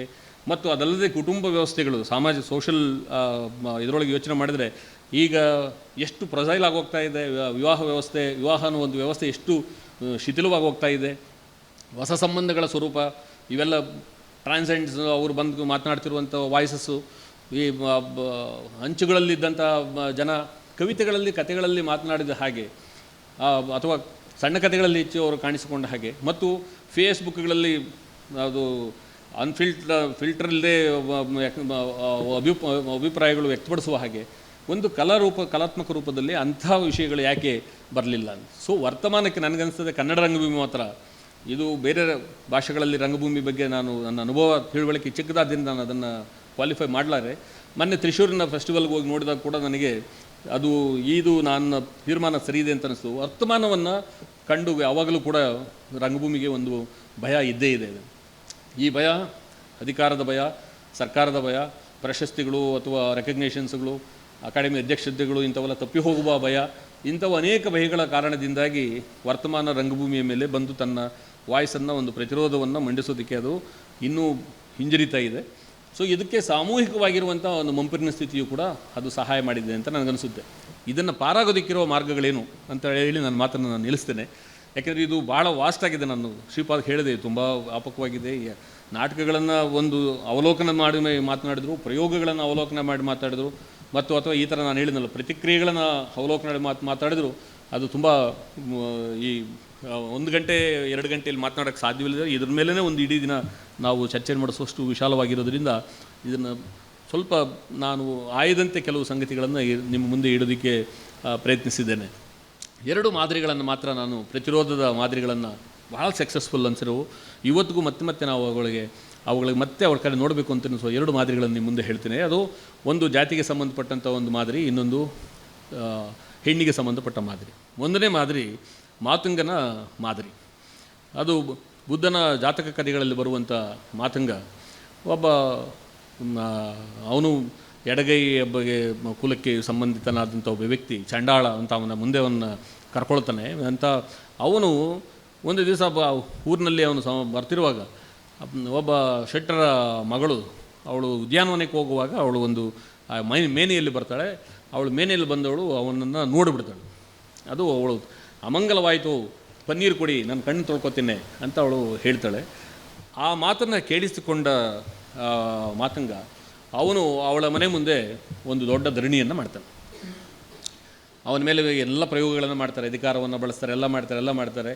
ಕೊನೆಗೆ ಅವನು ಉಪವಾಸ ಮಾಡಿ ಇನ್ನೇನು ಸತ್ಯ ಹೋಗ್ತಾನೆ ಅನ್ನೋ ಸ್ಥಿತಿಯಲ್ಲಿ ಅವನ ಬೇಡಿಕೆ ಇಷ್ಟೇ ಇರುತ್ತೆ, ಯಾರು ನನ್ನ ಅಪಮಾನ ಮಾಡಿದ್ಲೋ ಅವಳು ನನ್ನನ್ನು ವಿವಾಹವಾಗಬೇಕು ಅಂತ. ಸೊ ಇವರಿಗೆಲ್ಲ ಭಯ ಏನೋ, ಇಡೀ ಕುಲದ ಭಯ ಎಷ್ಟು ಪ್ರಾಬ್ಲಮ್ ಆಗುತ್ತೆ ಅಂತಂದರೆ ಅವನನ್ನು ಆ ಕಾಲಕ್ಕೆ ಅನ್ಟಚಬಲ್ ಆದ್ದರಿಂದ ಮುಟ್ಟೋದಕ್ಕೆ ಯಾರೂ ಧೈರ್ಯವಿಲ್ಲ. ಎಷ್ಟು ಹಣ ಕೊಡ್ತೀವಿ ಅಂದರೆ ಅವನು ಯಾರು ಎಳ್ಕೊಂಡಾಗ ಆಚಾಗೋದಕ್ಕೆ ಜನ ಇರೋದಿಲ್ಲ. ಮುಂದೆ ಅವನ ಮನೆ ಮುಂದೆ ಸತ್ತು ಹೋದರೆ ಅದಕ್ಕಾಗಿ ಅವಳನ್ನೇ ತ್ಯಾಗ ಮಾಡಿಬಿಡ್ತಾರೆ. ಇಡೀ ಊರಿನ ಅಗ್ರಹಾರದವರೆಲ್ಲ ಯೋಚನೆ ಮಾಡಿ ಮಗಳನ್ನೇ ಇವಳು ಹುಟ್ಟಲೇ ಇಲ್ಲ ಅಂತ ತಿಳ್ಕೊಂಡು ಅವಳು ಕೊನೆಗೆ ಅವನು ನಿಶ್ಶಕ್ತನಾಗಿರುವಂಥ ಮಾತಂಗನನ್ನು ಬೆನ್ನಿನ ಮೇಲೆ ಅವಳು ಹೊತ್ಕೊಂಡು ವಾಪಸ್ ಬರಬೇಕಾಗುತ್ತೆ. ಅಂದರೆ ಇದು ಕೂಡ ಕ್ರಿಸ್ತಪೂರ್ವದ ಕಥೆಗಳಲ್ಲಿ ಬರೋ ಪ್ರಸ್ತಾಪ ಹೋಗುವಂಥದ್ದು. ಇಷ್ಟು ವರ್ಷಗಳ ಕಾಲ ಇದು ಯಾಕೆ ನಮ್ಮನ್ನು ಹಾಂಟ್ ಮಾಡ್ತಾ ಬಂದಿದೆ.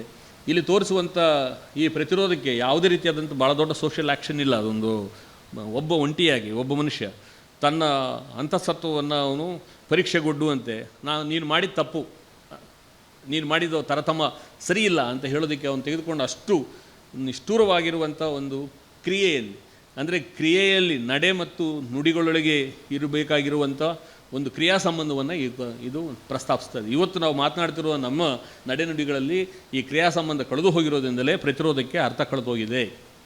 ಇದು ಒಂದನೆಯ ಮಾತು. ಎರಡನೆಯ ಮಾದರಿ ಎಲ್ಲಿದೆ? ಸಂಕವನ ಸಾಲಿನಲ್ಲಿದೆ.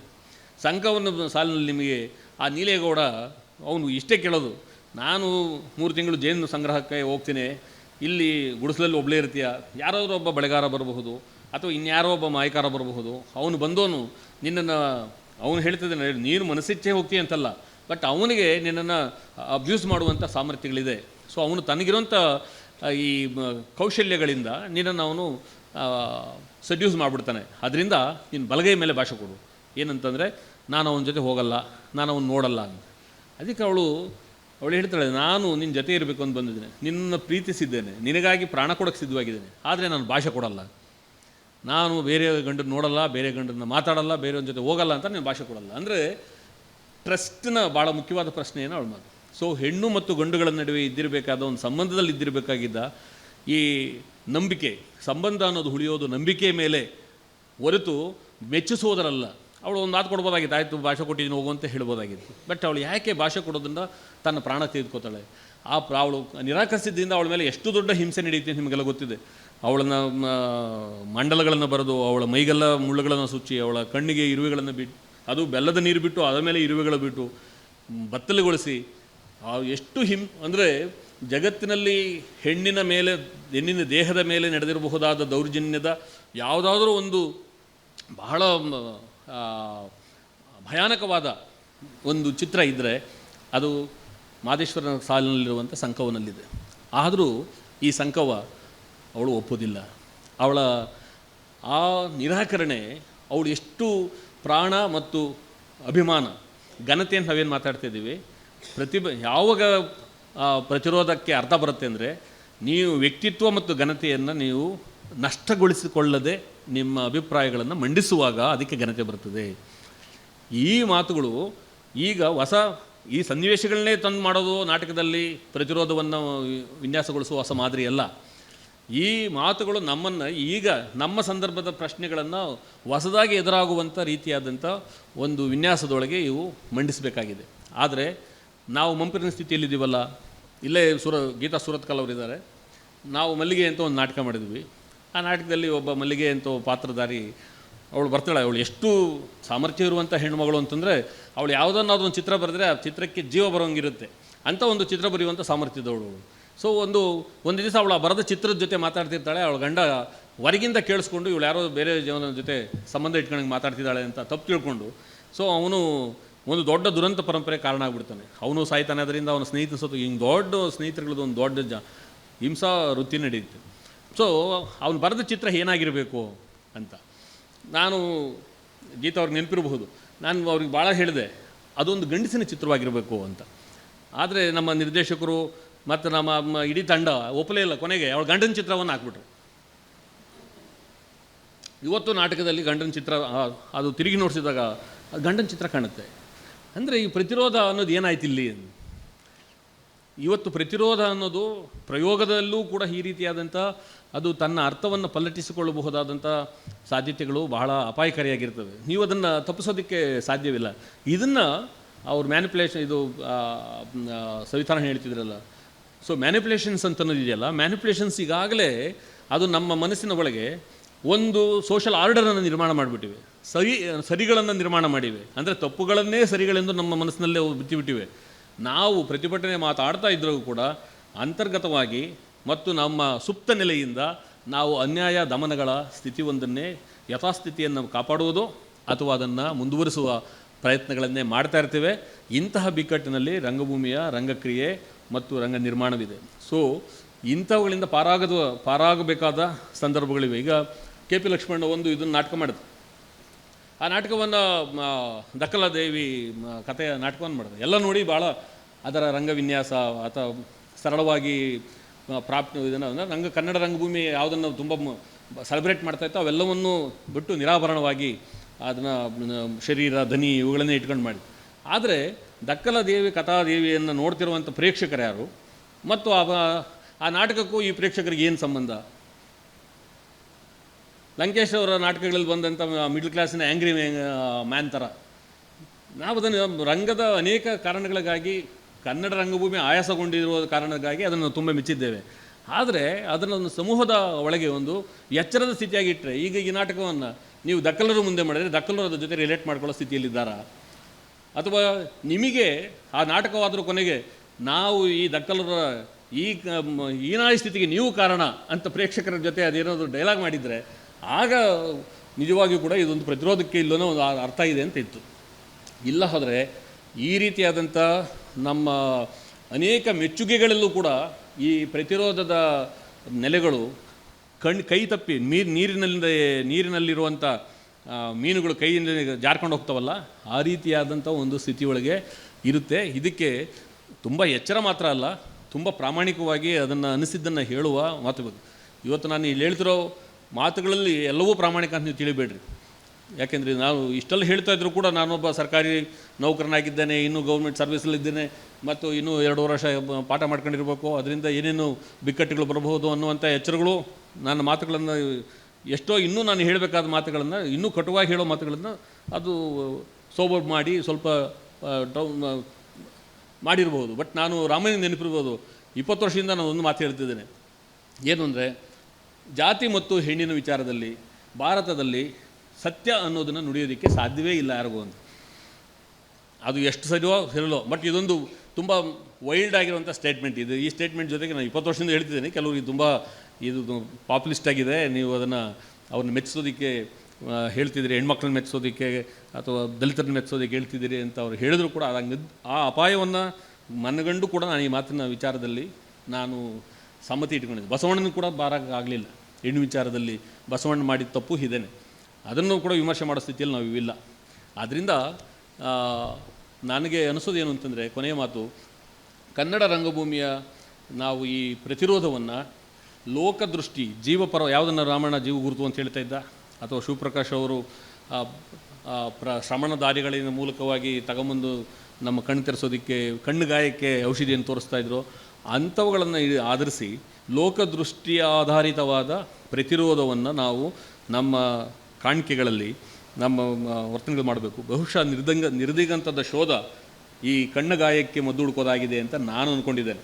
ಅದು ಮೈಗಾಯಕ್ಕೆ ಈಗಾಗಲೇ ಸಾಕಷ್ಟು ಔಷಧಿಗಳಿವೆ, ಅದಕ್ಕೆ ಆಶ್ರಮಗಳು ಇವೆ ಬೇಕಾದಷ್ಟು, ಮತ್ತು ಇಲ್ಲಿ ಮಂಗಳೂರಿನ ಕಡೆ ಭಾಳಷ್ಟು ಇವೆ. ಅವೆಲ್ಲ ನ್ಯಾಚುರೋಪತಿ ಕ್ಲಿನಿಕ್ಗಳು ಭಾಳ ಜೊತೆ ಇವೆ. ಅವು ನಿಮ್ಮ ಆತ್ಮವೊಂದನ್ನು ಬಿಟ್ಟು ದೇಹವನ್ನು ಎಷ್ಟೆಲ್ಲ ರಿಜಿನ್ಯುವೇಟ್ ಮಾಡಬೇಕು ಅನ್ನೋದ್ರ ಬಗ್ಗೆ ಅವು ತುಂಬ ಪರಿಣಿತಿಯನ್ನು ಪಡೆದವೆ, ಅದನ್ನು ಮಾಡ್ಕೊಂಡಿದ್ದಾರೆ. ಬಟ್ ಈ ಆತ್ಮಕ್ಕಾಗಿರೋ ಗಾಯಕ್ಕೆ ಮದ್ದು ಹುಡುಕುವ ಕೆಲಸ ಈಗ ನಿರ್ದಿಗಂತದಲ್ಲಿ ನಡೀತಿದೆ. ಅದರ ಭಾಗವಾಗಿ ನಾವೆಲ್ಲ ಕೂತ್ಕೊಂಡು ಮಾತಾಡ್ತಿದ್ದೀವಿ. ಸೊ ಈ ದಿಕ್ಕಿನಲ್ಲಿ ಒಂದಷ್ಟು ನಾನು ಬಹಳ ವಿಶ್ವವ್ಯಾಪ್ತಿ ಜಾಸ್ತಿ ಇದ್ದರೂ ಕೂಡ ಭಾಳ ಜಾಸ್ತಿ ನೋಟ್ಸ್ ಮಾಡಿದ್ದೇನೆ. ಬಟ್ ಈಗಾಗಲೇ ಸಮಯ ತೀರೋಗ್ಬಿಟ್ಟಿದೆ.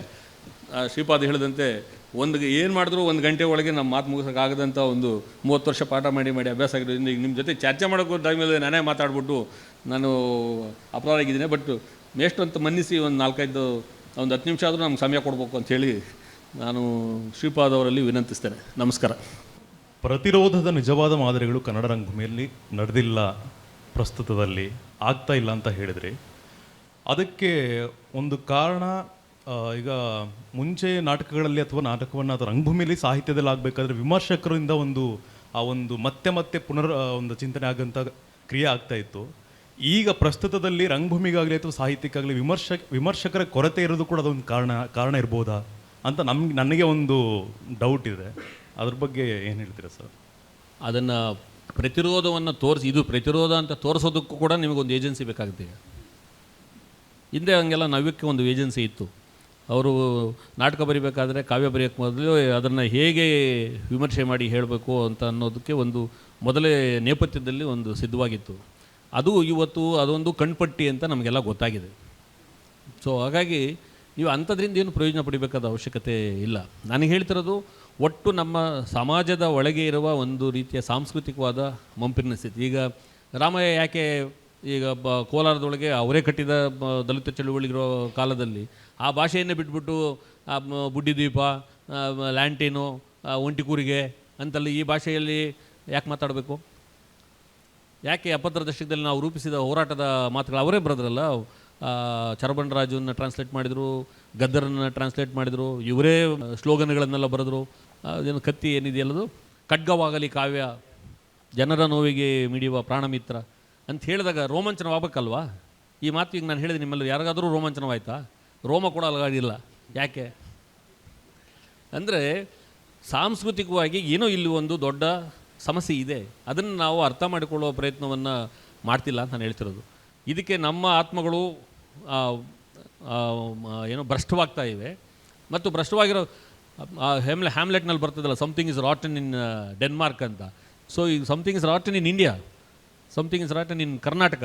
ಅದು ಏನು ರಾಟನ್ ಆಗಿರೋದು ಅನ್ನೋದನ್ನು ಪ್ರತಿಯೊಬ್ಬರು ನಾವು ಎಲ್ಲೋ ಇದೆ ರಾಟನ್, ಆದ್ದರಿಂದ ಪ್ರಕಾಶ್ ರಾವ್ ಅವರು ಕ್ಲಿಯರ್ ಮಾಡಲಿ, ಪ್ರಕಾಶ್ ರಾಜ್ ಅವರು, ಅಥವಾ ಅಲ್ಲಿ ರಾಮಯ್ಯ ಇದ್ದಾನೆ ಕೋಲಾರದಲ್ಲಿ ಎತ್ತಾಕಲಿ ಕಸ, ನನಗೇನು ಸಂಬಂಧ ಅಂತ ಕೂತ್ರಾಗಲ್ಲ.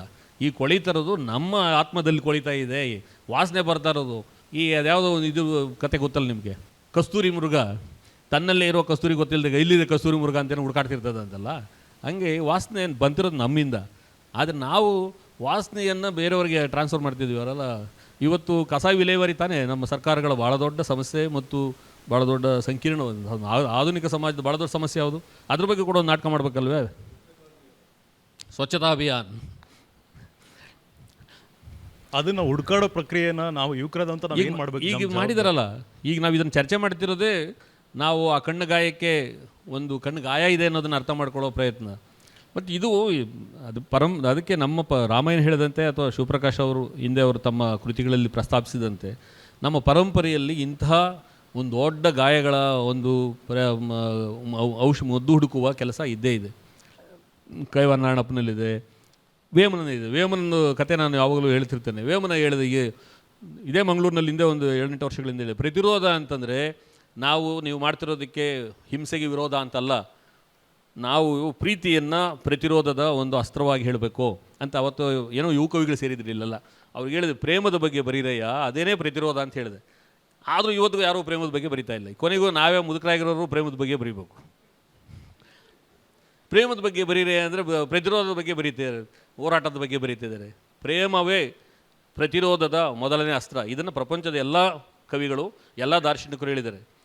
ಅದು ಪ್ರೀತಿಯೊಂದೇ ಮನುಷ್ಯರನ್ನು ಕೂಡಿಸಬಲ್ಲದು ಅಂತ ಗಾಂಧಿ ಯಾಕೆ ಹೇಳಿದರು? ಸುಮ್ಮನೆ ಗಾಂಧಿ ಹೆಸರು ಹೇಳ್ತಾ ಇದ್ದೀವಿ, ಅಂಬೇಡ್ಕರ್ ಹೆಸರು ಹೇಳ್ತಾ ಇದ್ದೀವಿ.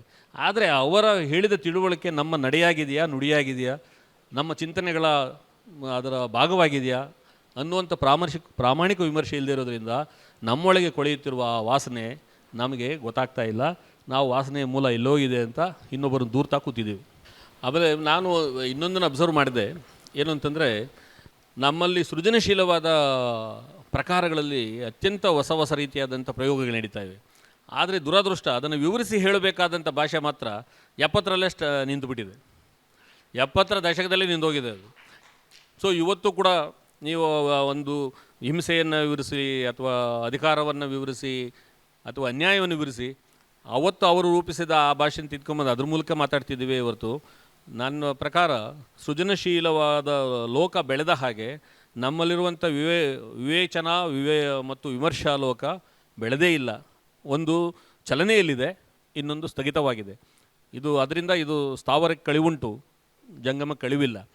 ಸೊ ಶ್ರೀಪಾದರವರು ಹೇಳಿದ್ರ ಒಳಗೆ ಬಟ್ ರಂಗಭೂಮಿಯು ಕೂಡ ಇದೇ ಇದರೊಳಗೆ ಗೆಸ್ಚರ್ಗಳಲ್ಲಿ ಸಿಕ್ಕಾಕೊಂಡಿದೆ. ಹೊಸರೂಪಕದ ಹುಡುಕಾಟದಲ್ಲಿ ರಂಗಭೂಮಿ ಅಂತ ನಾನೊಂದು ಲೇಖನ ಬರೆದಿದ್ದೆ 10 ವರ್ಷಗಳಿಂದ. ಈಗ ಮತ್ತೆ ಓದಿದರೆ ಈ 10 ವರ್ಷದಲ್ಲಿ ನಾನು ಅಂದರೆ ಅದರ ಆ ಸ್ಥಗಿತತೆಯಲ್ಲಿ ನನ್ನ ಪಾಲು ಇದೆ. ನಾನು ನಾಟಕಗಳು ಬರೆದಿದ್ದೀನಲ್ಲ, ಅದರಿಂದ ನಾನು ಮಾತ್ರ ಇದರಿಂದ ಆಚೆಗಿದ್ದೀನಿ, ಉಳಿದವರೆಲ್ಲರೂ ಅಪರಾಧಿಗಳು ಅಂತ ನಾನು ಹೇಳ್ತಾ ಇಲ್ಲ. ನಾನು ಸೇರಿದಂತೆ ನಾನು ಹೇಳ್ತಾ ಇರೋದೇನು ಅಂತಂದರೆ, ಅದು ಈ ರೀತಿಯಾದಂಥ ಒಂದು ಸ್ಟೀರಿಯೋ ಇದಕ್ಕೆ ಮೀಡಿಯೋಕರ್ಗೆ ಸ್ಟೀರಿಯೋ ಇದಕ್ಕೆ ಸಿಕ್ಕಿಕೊಂಡ್ಬಿಟ್ಟಿದೆ.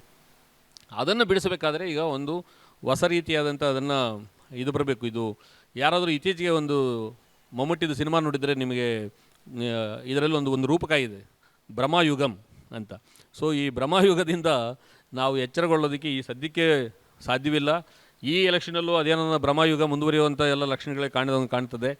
ಅದರಿಂದ ಅಲ್ಲೂ ಕೂಡ ನೋಡಿ, ಇಡೀ ಪ್ರತಿರೋಧದ ಕಥೆ ಆ ಭ್ರಮಾಯುಗಂ ಸಿನಿಮಾದಲ್ಲಿ ಕೊನೆಗೆ ಅವನು ಯಾವುದನ್ನು ವಿರೋಧಿಸ್ತಾ ಇರ್ತಾನೆ ಆ ಶಕ್ತಿಯನ್ನು ಅವನೇ ಆವಾಹನೆ ಮಾಡ್ಕೊಂಡ್ಬಿಡ್ತಾನೆ.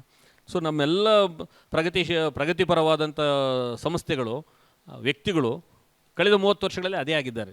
ಅವರು ಏನನ್ನು ವಿರೋಧಿಸ್ತಾ ಇದ್ರು, ಅವರಿಗೆ ಒಂದು ಅವಕಾಶ ಸಿಕ್ಕಾಗ ಅವರು ಯಾವುದನ್ನು ವಿರೋಧಿಸ್ತಾ ಇದ್ರು ಅದೇ ತಾವಾಗ್ಬಿಟ್ರು. ಸೊ ಈ ಸ್ಥಿತಿಯನ್ನು ಕನ್ನಡ ಪಾರು ಮಾಡ್ಕೊಳ್ಳೋದು ಹೇಗೆ? ಈ ಪ್ರಶ್ನೆಗೆ ಉತ್ತರ ಕೊಡಬೇಕಾದ್ರೆ ಸ್ವಲ್ಪ ತುಂಬ ಎಂಟೆದೆ ಬೇಕಾಗ್ತದೆ. ಸ್ವಲ್ಪ ಎಲ್ಲ ಅನುಕೂಲಗಳನ್ನು ಬಿಟ್ಕೊಡೋದಕ್ಕೆ ನಾವು ಸಿದ್ಧವಾಗಬೇಕಾಗ್ತದೆ ಮತ್ತು ವಿಸರ್ಜನಕ್ಕೆ ರೆಡಿ ಇರಬೇಕು, ಆಹ್ವಾನ ಅಲ್ಲ. ನಮಸ್ತೆ. ನನ್ನ ಸಣ್ಣ ತಿಳುವಳಿಕೆಯಲ್ಲಿ ಒಂದು ಚಿಕ್ಕ ಸಂಶಯ ನನಗೆ. ಪ್ರತಿರೋಧದ ಪರಿಭಾಷೆ ಇದೆ ಅಲ್ವಾ, ಅದು ನೀವು ಹೇಳಿದಾಗೆ ಈ ಕಾಲಕ್ಕಾಗುವಾಗ ನಾವು ಹೊಸದನ್ನು ಕಂಡುಕೊಳ್ಬೇಕೇನೋ ಅಂತ ತುಂಬ ಸಲ ಅನ್ನಿಸ್ತಾ ಇದೆ. ನಾವು ಪ್ರತಿ ಸಲ ಕೂಡ ಇಂಥ ವಿಚಾರಗೋಷ್ಠಿಯಲ್ಲಿ ನಿರಾಶರಾಗ್ತಾನೆ ಹೋಗ್ತೇವೆ, ಅದು ಸಶಕ್ತವಾಗಿಲ್ಲ, ಒಟ್ಟುಕೊಡ್ತಾ ಇಲ್ಲ, ಏನು ಬದಲಾವಣೆ ಆಗ್ತಾ ಇಲ್ಲ ಅಂತ. ಪೂರ್ತಿ ನಾವು ಹೇಳ್ತಾ ಇರೋದು ಪೊಲಿಟಿಕಲ್ ಚೇಂಜನ್ನು ಮಾತ್ರ ಕಾನ್ಸಂಟ್ರೇಟೆಡ್ ಮಾಡ್ಕೊಂಡು ಹೇಳ್ತಿದ್ದೇವೆ ಅಂತ ಅನಿಸುತ್ತೆ. ಆದರೆ ಬದಲಾವಣೆ ಅಂದರೆ ಅದು ಮಾತ್ರ ಅಲ್ಲ. ವ್ಯಕ್ತಿ ಹೆಚ್ಚು ಹೆಚ್ಚು ಸೃಜನಶೀಲವಾಗಿ ಅವನ ಕ್ಷೇತ್ರದಲ್ಲಿ ತೊಡಗಿಸಿಕೊಳ್ಳುವುದು ಕೂಡ ಪ್ರತಿರೋಧದ ಒಂದು ಮಾಧ್ಯಮ. ನಾನು ಗಮನಿಸಿದ ಹಾಗೆ ನಮ್ಮ ಯುವ ಪೀಳಿಗೆ ಅದನ್ನು ಭಾಳ ಸಶಕ್ತವಾಗಿ ಮಾಡ್ತಾನೇ ಇದೆ. ನಾವು ಅದನ್ನು ನೀವು ಘೋಷಣೆ ಹೇಳ್ತಾ ಇಲ್ಲ ಅಥವಾ ನೀವು ಇದನ್ನು ಚೇಂಜ್ ಮಾಡಲಿಕ್ಕೆ ನೋಡ್ತಾ ಇಲ್ಲ ಅಂತ ಸ್ವಲ್ಪ ಸಪ್ರೆಸ್ ಮಾಡ್ತಿದ್ದೀವೇನೋ ಅಂತ ಒಂದು ಸಣ್ಣ ಸಂಶಯ. ಮತ್ತು ಅದನ್ನು ಯುವ ಜನರ ಇದಿದೆ ಅಲ್ವಾ, ಅದನ್ನು ಗುರುತಿಸುವಲ್ಲಿ ನಾವು ಸೋಲ್ತಿದ್ದೇವೇನೋ ಅಂತ ನನಗನ್ನಿಸ್ತಿದೆ. ಅದ್ರ ಬಗ್ಗೆ ನಿಮ್ಮ ಅಭಿಪ್ರಾಯ ಬೇಕಿತ್ತು. ಮಾಡ್ತಿದ್ದಾರೆ ಅಂತ ಅನಿಸುತ್ತೆ, ನಿರಾಶಾದಾಯಕವಾದಂಥ ಪರಿಸ್ಥಿತಿ ಇಲ್ಲ. ಆ ಬದಲಾವಣೆ ಇದೆ ಅಲ್ವಾ, ಅದು ಪೊಲಿಟಿಕಲ್ಲೇ ಆಗಬೇಕು, ಈಗಲೇ ಆಗಬೇಕು ಅಂತ ಎಕ್ಸ್ಪೆಕ್ಟ್ ಮಾಡ್ತಿರೋದು ನಾವು ದೊಡ್ಡವರು ಮಾಡ್ತಾ ಇರುವಂಥ ತಪ್ಪು ಅಂತ ನನಗನ್ಸುತ್ತೆ. ಇಲ್ಲಿ ನಾನು ಬದಲಾವಣೆಗೂ ಪ್ರತಿರೋಧಕ್ಕೂ ವ್ಯತ್ಯಾಸ ನೀವು ಅರ್ಥ ಮಾಡ್ಕೋಬೇಕು ಅಂತ ಹೇಳ್ತಾ ಇದ್ದೀನಿ. ಇದು ಅತ್ಯಂತ ಬದಲಾವಣೆಗಳ ಕಾಲ, ಪ್ರತಿ ಕ್ಷಣದಲ್ಲೂ ಇಲ್ಲಿ ಬದಲಾವಣೆಗಳಾಗ್ತಿವೆ. ಆದರೆ ಅದು ಪ್ರತಿರೋಧವೇ ಅಂತ ನಾನು ನಿಮ್ಮನ್ನು ಕೇಳ್ತಾ ಇದ್ದೀನಿ. ಬದಲಾವಣೆಗಳನ್ನೇ ಪ್ರತಿರೋಧ ಅನ್ನೋದಾದರೆ ಇದು ನಿಜಕ್ಕೂ ಪ್ರತಿರೋಧವನ್ನು ನಾವು ಒಂದು ಪರಿಪ್ರೇಕ್ಷ್ಯದಲ್ಲಿ ಹಿಡಿಯೋದಕ್ಕೆ ಸಾಧ್ಯವಿಲ್ಲದಷ್ಟು ಬದಲಾವಣೆಗಳಾಗ್ತವೆ. ಬದಲಾವಣೆಗಳಲ್ಲ, ಪ್ರತಿರೋಧ. ನಾನು ಹೇಳ್ತಿರೋದು ಪ್ರತಿರೋಧ ಅಂದರೆ ಆಗಲೇ ನಾನು ವಿವರಿಸಿದ್ದೆ. ಪ್ರತಿರೋಧ ಅಂತಂದರೆ ಏನು? ಲೋಕದೃಷ್ಟಿ, ಅದು ಜೀವವನ್ನು ಪೊರೆಯುವ, ಜೀವವನ್ನು ಬದುಕನ್ನು ನಿರ್ವಹಿಸುವಂಥ ಒಂದು ಲೋಕದೃಷ್ಟಿ. ಅಂತಹ ಲೋಕದೃಷ್ಟಿಯ ಒಂದು ತಿಳುವಳಿಕೆ, ಎಚ್ಚರ ನಮಗಿದೆ. ನಾನು ಈ ಮಾತನ್ನು ಸ್ಪಷ್ಟಪಡಿಸೋದಕ್ಕೆ ಲಂಕೇಶ್ ಅವರ ಒಂದು ಹೇಳಿಕೆಯನ್ನು ಕೋಟ್ ಮಾಡ್ತೀನಿ, ತಕ್ಷಣಕ್ಕೆ ನೆನಪು ಬಂತದ್ದು. ಬಂಡಾಯ ಸಾಹಿತ್ಯಕ್ಕೆ 10 ವರ್ಷ ಅಂತೇನೋ ಒಂದು ಇದು ನಡೆದುವಾಗ, ಒಂದು ಪ್ರಶ್ನೋತ್ತರ ನಡೀತಿದ್ದಾಗ ಅವರೊಂದು ಟೀಕೆ ಟಿಪ್ಪಣಿಯಲ್ಲಿ ಬರೀತಾರೆ, ಬಂಡಾಯದವರು ಒಂದು ಕಟ್ಟಡವನ್ನು ಕೆಡವಾಕಬೇಕು, ಅದಕ್ಕೆ ಬದಲಿಸಿ ಒಂದು ಇದನ್ನು ತರಬೇಕು ಅಂತ ಪ್ರಯತ್ನ ಮಾಡ್ತಿರೋದು ಸರಿ, ಬದಲಾವಣೆ ತರಲಿ, ನನಗೇನು ಚಿಂತೆ ಇಲ್ಲ. ಆದರೆ ಅವ್ರಿಗೂ ಏನು ಒಂದು ಒಳ ಎಚ್ಚರ ಅವ್ರಿಗಿಲ್ಲ ಅಂತಂದರೆ, ಈ ಕಟ್ಟಡ ತನಗೆ ತಿಳಿದಿರುವ ಹಾಗೆ ಇಷ್ಟು ವರ್ಷಗಳ ಕಾಲ ಹೇಗೋ ಜೀವವನ್ನು ಅದು ಪೊರೆದಿದೆ, ಇಲ್ಲಿವರೆಗೂ ಪರ್ಕೊಂಡಿದೆ, ಇದನ್ನು ಕೆಡೆಯುವ್ರಿ. ಆದರೆ ಕೆಡುವಾಗ ಅದು ತನಗೆ ತಿಳಿದ ಹಾಗೆ ಇವತ್ತಿನವರೆಗೆ ಅದು ಬದುಕನ್ನು ನಿರ್ವಹಿಸ್ಕೊಂಡು ಬಂದಿದೆ ಎನ್ನುವಂಥ ಒಂದು ಒಳ ಎಚ್ಚರ ಮತ್ತು ಸಹನೆ ನಿಮಗಿರಲಿ ಅಂತ ಒಂದು ಮಾತನ್ನು ಹೇಳಿದರು. ಇದು ಪ್ರತಿರೋಧಕ್ಕೆ ಇರಬಹುದಾದಂಥ ಒಂದು ನೆಲೆ. ನಮ್ಮಲ್ಲಿ ಬದಲಾವಣೆಗಳಾಗ್ತಾಯಿವೆ ನಿಜ, ಆದರೆ ಪ್ರತಿರೋಧ ಎಲ್ಲಿ ಉಂಟಾಗ್ತಿದೆ ಅಂತ ಕೇಳ್ತಿರೋದು. ಪ್ರತಿರೋಧ ಅಂತಂದರೆ ಈಗ ನಾವೇನು ಮಾಡ್ತಿರೋದು 1 to 1. ಇವಾಗ ಪ್ರತಿರೋಧ ಅಂದರೆ ಏನು? ಎಲ್ಲ ಅಂಬೇಡ್ಕರ್ನ ಮೆಚ್ಚುವವರು ಗಾಂಧಿಯನ್ನು ವಿರೋಧಿಸಬೇಕು, ಅಥವಾ ಗಾಂಧಿ ಪರವಾಗಿರೋರು ಅಂಬೇಡ್ಕರನ್ನು ತಿರಸ್ಕರಿಸಬೇಕು. ಈ ರೀತಿಯಾದಂಥ ಬೈನರಿಗಳಲ್ಲಿ ಪ್ರತಿರೋಧವನ್ನು ಅರ್ಥೈಸಿಕೊಳ್ಳುವಂಥ ಸ್ಥಿತಿಗೆ ನಾವು ಬಂದುಬಿಟ್ಟಿದ್ದೇವೆ. ಪ್ರತಿರೋಧ ಅದಲ್ಲ. ಜೀವಪರ ಯಾವುದು, ಜೀವ ವಿರೋಧ ಯಾವುದು, what is good and what is evil. So ನಾವು ತಿಳಿಯಬಹುದಾದ ನಿಲುವುಗಳೆಲ್ಲವೂ ಕೂಡ ಹೇಗೆ ಅದು, ನಾನಾಗಲೇ ಒಂದು ಆರಂಭದಲ್ಲಿ ಒಂದು ಮಾತು ಹೇಳೋದಕ್ಕೆ ಪ್ರಯತ್ನಿಸ್ತಾ ಇದ್ದೆ. ಈಗ ಒಂದು ಕಾಲಕ್ಕೆ ಪರ ಅಂತ ಇದ್ದಿದ್ದೆ ಇನ್ನೊಂದು ಕಾಲಕ್ಕೆ ವಿರೋಧವಾಗಿ, ಒಂದು ಕಾಲಕ್ಕೆ ವಿರೋಧದ ಪರ ಆಗಿ, ಈಗ ಇವಿಲ್ ಮತ್ತು ಗುಡ್ಡುಗಳು ಪರಸ್ಪರ ತಮ್ಮ ಪಾತ್ರಗಳನ್ನು ಚೇಂಜ್ ಮಾಡ್ಕೊಂಡು ಇರೋ ಹಾಗೆ ಆಗ್ತವೆ. ಇದನ್ನು ನೀವು ಬದಲಾವಣೆ ಅಂತ ಕರಿತಾ ಇದ್ದೀರ, ಪ್ರಗತಿ ಅಂತ ಕರಿತಾ ಇದ್ದೀರ, ಅಭಿವೃದ್ಧಿ ಅಂತ ಕರಿತಾ ಇದ್ದೀರ. ಆದರೆ ಇವುಗಳ ಮೋಸ ನಮಗೆ ಅರ್ಥವಾಗುವ ಸ್ಥಿತಿ ಇದೆಯಲ್ಲ, ಮತ್ತು ಅದಕ್ಕೆ ತಕ್ಕಂತೆ ನಾವೊಂದು ಆ್ಯಕ್ಷನ್ ಪ್ಲ್ಯಾನನ್ನು ಯೋಚನೆ ಮಾಡೋದಿದೆಯಲ್ಲ, ಅದನ್ನು ನಾನು ಪ್ರತಿರೋಧ ಅಂತ ಕರಿತಿದ್ದೀನಿ. ಅಂತಹ ಪ್ರತಿರೋಧದ ನೆಲೆಗಳು ನಮಗೆ ನಮ್ಮ ಇವತ್ತು ನಡೀತಿರುವಂಥ ನಾಟಕಗಳಲ್ಲಿ, ನಾವು ನೋಡ್ತಾ ಇರುವಂಥ ಪ್ರದರ್ಶನಗಳಲ್ಲಿ ನಮಗೆ ಅಂಥ ಸಾಕ್ಷಿಗಳು ಸಿಗ್ತಾ ಇಲ್ಲ. ಅದು ಕೇವಲ ನಟನೋ, ನಿರ್ದೇಶಕನೋ, ನಾಟಕಕಾರನೋ ಕಾರಣ ಅಲ್ಲ, ಒಟ್ಟು ಎಂಟರ್ಟೈನ್ ಮಾಡ್ತಾ ಅದನ್ನು ನೋಡ್ತಿರುವಂಥ ಸಮಾಜವೂ ಕೂಡ ಕಾರಣ ಅಲ್ವೇ. ನಾನು ಇತ್ತೀಚೆಗೆ ಒಂದು ನಾಟಕ ನೋಡಿದೆ, ಕಾಕದೋಷ ಅಂತ. ಅವತ್ತು ಶ್ರೀಪಾದ್ ಕೂಡ ನಾಟಕಕ್ಕೆ ಬಂದಿದ್ದರು. ಆ ನಾಟಕದಲ್ಲಿ ಅದು ಒಂದು ಹೆಣ್ಣುಮಗಳ ಮೇಲೆ ನಡೆಯುವಂಥ ದೌರ್ಜನ್ಯವನ್ನು ವಿರೋಧಿಸಬೇಕಾದಂಥ ಒಂದು ಕತೆ. ಅದು ಕೊನೆಗೆ ಅದು ಇಡೀ ನಾಟಕ ಪ್ರದರ್ಶನ ಆಗ್ತಾ ಎಷ್ಟು ಅದ್ಭುತ ಚೆನ್ನಾಗಿ ನಾಟಕ ಚೆಂದ ಮಾಡಿದರು, ಎಲ್ಲ ನೀವೆಲ್ಲರೂ ಕೂಡ ಒಪ್ಪುವ ಹಾಗಿತ್ತದು. ಆದರೆ ನಾಟಕ ತೆಗೆದುಕೊಳ್ಳುವಂಥ ನಿಲುವೇನು? ಆ ಪ್ರೊಟ್ಯಾಗನಿಸ್ಟ್ ಹೆಣ್ಮಗಳು ತನ್ನ ಗಂಡ ತುಂಬ ಹಿಂಸಾವಾದಿಯಾಗಿರ್ತಾನೆ, ಅವನು ದಮನಕಾರನಾಗಿರ್ತಾನೆ, ಅಂಥವನು ನನ್ನ ಮಗ ಆಗಬಾರ್ದು ಅಂತ ಅವಳು ಮಗನ ಬೆಳೆಸಿರ್ತಾಳೆ. ಅವನು ತಂದೆಗಿಂತಲೂ ದೊಡ್ಡ ದಮನಕಾರ ಆಗ್ತಾನೆ, ಅವಳ ಕಣ್ಣು ಮುಂದೆನೇ ಒಂದು ರೇಪ್ ಮಾಡ್ತಾ ಇರ್ತಾನೆ. ಆಗ ಕೂಡ ಅವಳು ಅಸಹಾಯಕಳಾಗಿ ಅದನ್ನು ತಡೆಯೋ ಸ್ಥಿತಿಯಲ್ಲಿ ಇರೋದಿಲ್ಲ. ಮತ್ತು ಅವಳು ಅತ್ತೆ ಹತ್ರ ಹೋಗಿ ಹೇಳ್ತಾಳೆ, ನೀನು ನಿನ್ನ ಮಗನನ್ನು ಕಾಪಾಡಿಕೊಂಡೆ, ನಾನು ನನ್ನ ಮಗನನ್ನು ಕಾಪಾಡಿಕೊಂಡೆ. ಇವತ್ತು ಈ ಗಳಿಗೆಯಲ್ಲಿ ನಾಟಕ ಈ ನಿಲುವನ್ನು ತೆಗೆದುಕೊಳ್ಳುವಂಥ ಒಂದು ನಾಟಕವನ್ನು ನಾವು ಸಾರ್ವಜನಿಕವಾಗಿ ಪ್ರದರ್ಶಿಸ್ತಾ ಇದ್ದೀವಿ ಅಂತನ್ನುವಾಗ ನಾವು ಇಲ್ಲಿ ಎಲ್ಲಿದೆ ಏನು ಪ್ರತಿರೋಧಕ್ಕಿರುವಂಥ ಸೂಚನೆ ಏನು ಇದರೊಳಗೆ? ಅಂದರೆ ಕಾರಣಗಳನ್ನು ಹುಡುಕೋತಾ ಇದ್ದೀವಿ, ಯಾಕೆ ಅವಳು ಅಸಹಾಯಕಳಾದ್ಲು ಅನ್ನೋದನ್ನು ನಾವು ರೀಸನ್ಸನ್ನು ಹುಡುಕ್ತಾ ಇದ್ದೀವಿ ಹೊರತು ಮತ್ತು ಅದನ್ನು ತಪ್ಪನ್ನು ಸರಿಪಡಿಸೋದಕ್ಕೆ ಒಂದು ಕ್ರಿಯಾತ್ಮಕವಾದಂಥ ನಿಲುವನ್ನು ನಾಟಕದಿಂದ ಪಡೆಯೋದಕ್ಕೆ ಪ್ರಯತ್ನಿಸ್ತಾ ಇಲ್ಲ. ಹೇಗೆ ಭರತನ ನಾಟ್ಯಶಾಸ್ತ್ರದಲ್ಲಿ ಆ ನಾಟಕ ನೋಡಿದ ತಕ್ಷಣ ಕೋಪ ಬಂದು ಜಗಳ ಮಾಡಿದ್ರೆ ತಾನೆ, ಇಲ್ಲಿ ಸಿಂಜೆ ನಾಟಕ ನೋಡಿದ ತಕ್ಷಣ ಇದನ್ನು ಸುಟ್ಟಾಕಿದ್ರೆ ತಾನೆ. ಅವರ ರೋಷ ನಾಟಕದಲ್ಲಿ ಇತ್ತೇನು, ಜನರಲ್ಲಿತ್ತು. ನಾನು ಹೇಳ್ತಿರೋದು ಜನರಲ್ಲಿದ್ದಂಥ ಆ ರೀತಿಯಾದಂಥ ಒಂದು ನಿರ್ಣಾಯಕವಾದಂಥ ನ್ಯಾಯದ ಪರತೆ ಯಾಕೆ ಇವತ್ತು ಇಲ್ಲ? ಜನರ ಒಳಗೆ ಬತ್ತಿ ಹೋಗಿರುವಂಥ ಈ ಜೀವ ಪರದ ನೆಲೆಗಳನ್ನು ಕುರಿತಾಗಿ ನನ್ನ ಆಕ್ಷೇಪಣೆ ಇರೋದು. ಅದಕ್ಕೆ ಕ್ಲಾಸ್ ರೂಮ್ಗಳು ಅಷ್ಟು ಓಪ್ಲೆಸ್ ಆಗಿರೋದು, ಎಜುಕೇಷನ್ ಸಿಸ್ಟಮ್ ಅಷ್ಟು ಓಪ್ಲೆಸ್ ಆಗಿರೋದು, ಮತ್ತು ನಮ್ಮ ಸಾಹಿತ್ಯ ಇಷ್ಟು ಅಪ್ರಾಮಾಣಿಕವಾಗಿರೋದು. ಇದಕ್ಕೆಲ್ಲ ಇದು ಒಂದು ಚಕ್ರ, ಇದು ಒಂದರಲ್ಲೇ ಒಂದು ವಲಯ ಕೆಟ್ಟಿದೆ ಅಂತ ತಿಳ್ಕೊಬೇಡಿ. ಇದು ಒಟ್ಟು ಸಾಂಸ್ಕೃತಿಕ ವಾತಾವರಣವೇ ಈ ರೀತಿಯಾದಂಥ ಒಂದು ನೆಲೆ ಒಳಗೆ ಅದು ತನ್ನನ್ನು ತಾನು ಭ್ರಷ್ಟಗೊಳಿಸ್ಕೊಳ್ತಾ ಇದೆ. ನಾವು ಈ ಎಲ್ಲ ಕಲೆಗಳು ಅವೆಲ್ಲವೂ ಕೂಡ ಅದನ್ನು ಇಲ್ಲೋ ಪ್ರಾಬ್ಲಮ್ನ ಹೇಳೋಕ್ಕೆ ಪ್ರಯತ್ನಿಸ್ತಾ ಇದ್ದಾವೆ, ಇಲ್ಲ ಪ್ರಾಬ್ಲಮ್ಗಳನ್ನು ಸಸ್ಟೈನ್ ಮಾಡ್ತಾ ಇದ್ದೇವೆ, ಅಥವಾ ಪ್ರಾಬ್ಲಮ್ನ ಮುಚ್ಚೋ ಕೆಲಸ ಮಾಡ್ತಾಯಿದ್ದೇವೆ. ನಾನೇ ಒಂದು ನಾಟಕ ಬರೆದಿದ್ದೆ, ಹೀಗಾದರೆ ಹೇಗೆ ಅಂತ. ಅದು ಪ್ರಮೋದ್ ನೋಡಿ 150 ಶೋ ಇವತ್ತು ಹಾಕಿದರೆ ಜನ ಟಿಕೆಟ್ಸ್ ತೆಗೆದಂಗೆ ಬಂದು ನೋಡ್ತಾರೆ. ರಂಗಶಂಕರದಲ್ಲಿ ನೋಡಿದವರು ಇಲ್ಲೇ ಇದ್ದಾರೆ ಇವತ್ತಿಗಾಗಿ. ಅದು ಏನು ನಾಟಕದಲ್ಲಿದೆ? ಯಾರಿಗೂ ತಮ್ಮ ಪಾಪ ಪ್ರಜ್ಞೆ ಅಲುಗಾಡದೇ ಇರುವ ಮತ್ತು ಚಿಂತನೆಗೆ ಹಚ್ಚುವಂಥ ಯಾವ ನಾಟಕಗಳನ್ನು ನೋಡೋದಕ್ಕೆ ಜನ ಇಷ್ಟಪಡೋದಿಲ್ಲ. ಅವರಿಗೆ ತಿಂದದ್ದು, ನಾನು ತಿಂದ ಅನ್ನ ಇದು ಇನ್ನೊಬ್ಬರು ಯಾರಿಂದಲೋ ಕಸಿಕೊಂಡಿದ್ದು ಅನ್ನುವಂಥ ಎಚ್ಚರನೇ ಬರಬಾರ್ದು. ತಾನು ಕುಡಿಯುವಂಥ ನೀರು ಇನ್ಯಾರ್ದೋ ರಕ್ತ ಅಂತ ಎಚ್ಚರನೇ ಬರಬಾರ್ದು. ಅಂಥ ಸ್ಥಿತಿ ಒಳಗೆ ಇರೋ ಅದನ್ನು ಕಲೆ ಅಂತ ಕರೆದು ಅದನ್ನು ಎಂಜಾಯ್ ಮಾಡ್ಕೊಂಡು ನಾವು ಹೋಗ್ತಾ ಇದ್ದೀವಲ್ಲ. ಮತ್ತು ಇದನ್ನು ನಾಟಕ ಅಂತ ಕರಿತಾ ಇದ್ದೀವಲ್ಲ, ಮತ್ತು ಯಶಸ್ವಿ ನಾಟಕ ಅಂತ ಕರಿತೀವಿ. 16 ದೇಶಕ್ಕೆ ಬೇರೆ ಹೋಗಿ ಬಂತೀವಿ ನಾಟಕ. ಏನು ಹೇಳೋದು ಇದಕ್ಕೆ? ನನ್ನ ಹೆಸರು ಅನೀಶ್ ಅಂತ. ನನ್ನ ಕ್ವಶನ್ ಹೀಗೆ, ಅದು ಸುಧಾಡುಕಳ್ ಅವರ ಕ್ವಶನಿಗೆ ಅಡಿಷನ್ ಆಗಿ ಇರ್ಬೋದು. ಈಗ ಪ್ರತಿರೋಧ ಮತ್ತು ಸಾಹಿತ್ಯ ನಾಟಕ ಅಂತೆಲ್ಲ ಹೇಳ್ತೇವಲ್ಲ, ಹಿಂದೆ ಕಾರಂತರು ಅವರ ಚೋಮನ ದುಡಿಯಲ್ಲಿ ಅಥವಾ ದೇವನೂರು ಮಹಾದೇವ ಎದೆಗೆ ಬಿದ್ದ ಅಕ್ಷರದಲ್ಲಿ ಅವರು ಪ್ರತಿರೋಧವನ್ನು ತೋರಿಸಿದರು ನನ್ನ ಪ್ರಕಾರ, ನನ್ನ ಇದರಲ್ಲಿ. ಈಗ ನಾವು ಅದು ಸೋಷಲ್ ಮೀಡಿಯಾನ ಸುಮಾರು ಯೂಸ್ ಮಾಡ್ತೇವೆ ನಮ್ಮ ಪ್ರತಿರೋಧವನ್ನು ತೋರಿಸ್ಲಿಕ್ಕೆ. ಅದು ಎಷ್ಟು ಕರೆಕ್ಟ್ ಇದೆ, ಎಷ್ಟು ಎಫೆಕ್ಟಿವ್ ಆಗಿದೆ, ಅದನ್ನು ಮಾಡಬೇಕಾ, ಜನರಿಗೆ ತಲುಪ್ತದ ಅದರಿಂದ ಪ್ರತಿರೋಧ ಅನ್ನೋದು ನನ್ನ ಪ್ರಶ್ನೆ. ಕಷ್ಟಕರವಾದ ಪ್ರಶ್ನೆಯನ್ನು ಕೇಳಿದಿರಿ ನೀವು. ಯಾಕೆಂದರೆ ಹಿಂದೆ ಒಂದು ಸಾರಿ ಸೋಷಿಯಲ್ ಮೀಡಿಯಾದೊಳಗೆ ಬರೀತಿರುವಂಥ ನಮ್ಮ ಕವಿಗಳನ್ನು ಕುರಿತಾಗಿ ನಾನು ಹೇಳಿದೆ, ನಿಮಗೆ ಪರಂಪರೆಯ ರಕ್ತಪೂರ್ಣವಾಗಬೇಕು, ದಯಮಾಡಿ ವಚನಗಳನ್ನು ಓದಿ, ಜನಪದವನ್ನು ಓದಿ, ಹೊಸ ನುಡಿಗಟ್ಟು ಸಿಗ್ತದೆ ನಿಮಗೆ ಅಂತ ಹೇಳಿದ್ರಿಂದ ಆಮೇಲೆ ನಾನು ಫೇಸ್ಬುಕ್ಗಳಲ್ಲಿ ಮತ್ತು ಇದರಲ್ಲಿಲ್ಲ, ಬಟ್ ಭಾಳ ಜನ ನನ್ನ ಬೈದ್ರಂತೆ.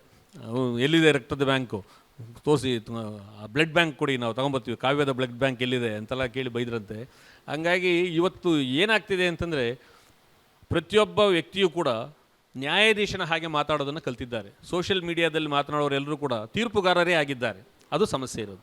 ಅಂದರೆ ತಮ್ಮ ಮೂಗಿನ ನೇರಕ್ಕೆ ತಾವೇ ಒಂದು ಇದನ್ನು ಕಂಡಕ್ಟ್ ಮಾಡಿ, ಕೋರ್ಟ್ ಮಾರ್ಷಲನ್ನು ಕಂಡಕ್ಟ್ ಮಾಡಿಬಿಟ್ಟು and they will announce the verdicts. But ನ್ಯಾಯಪರತೆ ಅನ್ನೋದು ಈಗಿರೋದಿಲ್ಲ.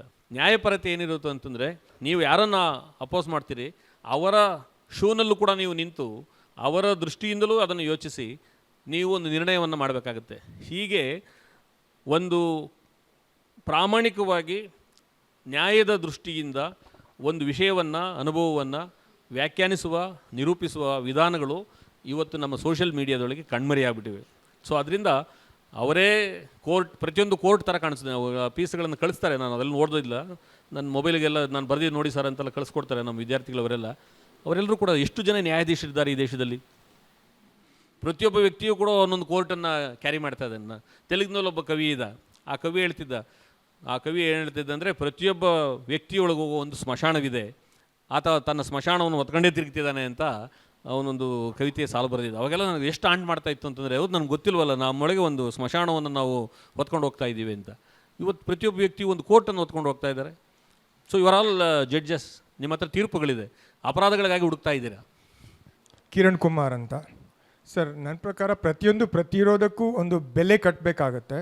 ಈಗ ನಾವು 2 ದಿನದ ಹಿಂದೆ ದ್ವೀಪ ಅಂತ ಒಂದು ನಾಟಕ ನೋಡಿದ್ವಿ. ಅಲ್ಲೂ ಅದೇ ನೋಡ್ತೀವಿ ನಾವು, ಪ್ರತಿರೋಧಕ್ಕೆ ಅವ್ರು ಯಾವ ಥರ ಬೆಲೆ ಕಟ್ತಾರೆ ಅಂತ. ಸೊ ನೀವು ಹೇಳಿದ್ರಿ ಈಗ ಆ್ಯಕ್ಚುಲಿ ಪ್ರತಿರೋಧಕ್ಕೊಂದು ಏಜೆನ್ಸಿ ರಿಕ್ರೂಟ್ ಮಾಡಬೇಕಾಗತ್ತೆ ಅಂತ. ಇಲ್ಲಿ ಬೆಲೆ ಏರಿಕೆ ಆದರೆ ಜನ ಒಂದು ಯಾವುದೊಂದು ಪೊಲಿಟಿಕಲ್ ಪಾರ್ಟಿಗೆ ಕಾಲ್ ಮಾಡಿ ಹೇಳ್ತಾರೆ, ಬೆಲೆ ಏರಿಕೆ ಆಗಿದೆ, ನೀವು ಯಾಕೆ ಪ್ರೊಟೆಸ್ಟ್ ಮಾಡ್ತಾ ಇಲ್ಲ ಅಂತ. ಅಂದರೆ ಅವರು ಅದನ್ನೊಂದು ಏಜೆನ್ಸಿ ಥರ ಉಪಯೋಗಿಸ್ತಾ ಇದ್ದಾರೆ. ಇದು ಏನಾಗಿದೆ ಅಂದರೆ, ನಾವು ಬಹುಶಃ ನಮಗೆ ಚಿಕ್ಕಂದಿನಿಂದಲೇ ಹೇಳ್ತಾ ಬಂದಿದ್ದಾರೆ, ಪ್ರತಿರೋಧ ನೀವು ಮಾಡಬೇಡಿ, ಮಾಡಿಸಿ ಅಂತ. ನೀವು ಹೋಗಬೇಡಿ, ಮಾತಾಡ್ಲಿಕ್ಕೆ ಎಲ್ಲರೂ ಮಾತಾಡ್ತಾರೆ ಮನೆಯಲ್ಲಿ, ಬಟ್ ನೀವು ಹೋಗಬೇಡಿ ಅಂತ ನಾವು ನಮ್ಮ ಮಕ್ಕಳಿಗೆ ಹೇಳ್ತಾ ಇದ್ದೀವಿ ಅಲ್ವಾ. ಅದನ್ನು ಹಿಪೋಕ್ರಸಿ ಅಂತ ಇದನ್ನು ಲಂಕೇಶ್ವರ್ ಕರೆದರು, ನಾನಲ್ಲ. ಅವರು ಅಂದರೆ ಈ ಜವಾಬ್ದಾರಿಯನ್ನು ಇನ್ನೊಬ್ಬರು ನಿಭಾಯಿಸಬೇಕು, ಅದರ ಪ್ರತಿಫಲವನ್ನು ನಾವು ಪಡೀಬೇಕು. ಜವಾಬ್ದಾರಿ ಯುದ್ಧವನ್ನು ಬಡವರ ಮಕ್ಕಳು ಮಾಡಲಿ, ನಾವು ನಮ್ಮ ಈ ದೇಶದೊಳಗೆ ತುಂಬ ಕ್ಷೇಮವಾಗಿ ನಾವು ದಿನವೂ ಪಾರ್ಟಿಗಳು ಮಾಡಿಕೊಂಡು ಅಲ್ಲಿ ಯಾವುದು ಕ್ಲಬ್ ಹೌಸ್ಗಳಲ್ಲಿ ಎಲ್ಲ ಇರ್ತೀವಿ. ಆದರೆ ಹಿಮಾಲಯದಲ್ಲಿ ಅದೇನೋ -20 ಡಿಗ್ರಿಯಲ್ಲೋ ಇನ್ನೆಲ್ಲೋ ಅವರು ಸಾಯಲಿ, ಅವ್ರು ಬಡವರ ಮಕ್ಕಳು ತಾನೇ. ಆಮೇಲೆ ಅವರನ್ನು ನಾವು ಗೌರವಿಸವಲ್ವೇ, ರಾಷ್ಟ್ರಕ್ಕಾಗಿ ಪ್ರಾಣತೆತ್ತ ಅಮರವೀರ ಅಂತ ಹೇಳೋದಿಲ್ವೇ, ಅವರನ್ನು ಅಲ್ಲಿ ಮೆರವಣಿಗೆ ಮಾಡೋದಿಲ್ವೇ. ಈ ಹಿಪೋಕ್ರಸಿ ಮಂಪರಿನ ಒಂದು ಉಚ್ಛ್ರಾಯ ಸ್ಥಿತಿ, ಇದರಿಂದ ಪಾರಾಗಬೇಕು ಮತ್ತು ಅದಕ್ಕೆ ಆತ್ಮವನ್ನು ಜಾಗೃತಿಗೊಳಿಸ್ಕೊಳ್ಬೇಕು ಅಂತ ಇಡೀ ಸಾಹಿತ್ಯದ ಕಲೆಯ ಬಹಳ ಉದ್ದೇಶವಿರೋದೇ ಈ ಥರದ ಮನುಷ್ಯರನ್ನು ನಿರಂತರವಾಗಿ ಪ್ರಜ್ಞೆ ತಪ್ಪಿಸುವಂಥ ಒಂದು ವ್ಯವಸ್ಥೆ, ಅಧಿಕಾರ ಇದ್ದೇ ಇರುತ್ತೆ ಎಲ್ಲ ಕಾಲದಲ್ಲೂ. ಅದರಿಂದ ಮನುಷ್ಯರನ್ನು ಪಾರು ಮಾಡೋದಕ್ಕೆ ಒಂದು ಏಜೆನ್ಸಿ ಬೇಕು, ಅದನ್ನೇ ಕಲೆಯಾಗಿರಬೇಕು ಅಂತನ್ನೋದು ಈ ಕಲೆಯನ್ನು ರೂಪಿಸಿಕೊಂಡವರ ಒಂದು ಭಾಳ ಮುಖ್ಯವಾದ ಗುರಿಯಾಗಿತ್ತು. ಆದರೆ ಇವತ್ತು ಕಲೆ ಅವರ ಬಾಣಿಸಿಗರಾಗ್ಬಿಟ್ಟಿದೆಯಲ್ಲ. ಕರ್ನಾಟಕದಲ್ಲಿ ನನಗೆ ಬುದ್ಧಿ ಬಂದಾಗ, ನಾವೆಲ್ಲ ಕಾಲೇಜ್ ವಿದ್ಯಾರ್ಥಿಗಳಾಗಿದ್ದಾಗ ಬೀದಿ ನಾಟಕಗಳಿದ್ದು ಸರ್ಕಾರವನ್ನು ಪ್ರತಿಭಟಿಸೋದಕ್ಕೆ, ಕಾರ್ಪೊರೇಟ್ಗಳನ್ನು ಪ್ರತಿಭಟಿಸೋದಕ್ಕೆ. ನನಗೆ ನೆನಪಿದೆ, ಸಮುದಾಯದವರು ಯಾವುದೋ ಒಂದು ನಾಟಕಕ್ಕೆ ಸ್ಪಾನ್ಸರ್ ತಗೊಳ್ರಿ ಅಂತಂದರೆ ಇವರು ITC ಸ್ಪಾನ್ಸರ್ ಅವರು ಸಿಗರೇಟಿನ ಕಂಪ್ನಿಯಿಂದ ಸ್ಪಾನ್ಸರ್ ಬೇಡ ಅಂತ ಹೇಳಿದ್ದು ನನಗೆಲ್ಲ ನೆನಪಿದೆ. ಇವತ್ತು ಬೀದಿ ನಾಟಕಗಳೆಲ್ಲ ಯಾರ ಕೈಯಲ್ಲಿವೆ? ಸರ್ಕಾರದ ಯೋಜನೆಗಳನ್ನು ಬೀದಿ ನಾಟಕಗಳು ಮಾಡೋದು, ಆಮೇಲೆ ಇವ್ರದ್ದು ಸಫಲ್ ಅದು ಯಾವುದೋ ಒಂದೆಲ್ಲ ತರಕಾರಿ ಮಾರ್ಕೆಟ್ ಮಾಡೋದನ್ನು ಹೇಳ್ಕೊಡೋದು. ಎಲ್ಲ ಏಜೆನ್ಸಿಗಳು ಪ್ರತಿಯೊಂದು ಬೀದಿ ನಾಟಕವನ್ನು ತನ್ನ ಕೈವಶ ಮಾಡ್ಕೊಂಬಿಟ್ಟು ಅಪ್ರಾಪ್ರಿಯೇಷನ್. ಸೊ ಇದು is wrong appropriation, mad appropriation. ಇಂಥ ಸ್ಥಿತಿಯಲ್ಲಿದ್ದೀವಿ. ಇದಕ್ಕೆ ಏನು ಹೇಳ್ತೀರಾ ನೀವು ಸರ್? ನಮ್ಮ ಮಾತನ್ನು ಒಪ್ಕೊಂಡಿದ್ದಕ್ಕಾಗಿ ಧನ್ಯವಾದಗಳು ಸರ್. ಇಷ್ಟೊತ್ತು ನಮ್ಮ ಜೊತೆ ಪಾಲ್ಗೊಂಡ KY ನಾರಾಯಣಸ್ವಾಮಿ ಅವರು ಸರ್ಗೆ ಧನ್ಯವಾದಗಳು. ಪ್ರಕಾಶ್ ರಾಜ್ ಸರ್ ಬಂದು ನೆನಪಿನ ಕಾಣಿಕೆಯನ್ನು ನೀಡಬೇಕು ಕೇಳ್ಕೊಳ್ತೇನೆ.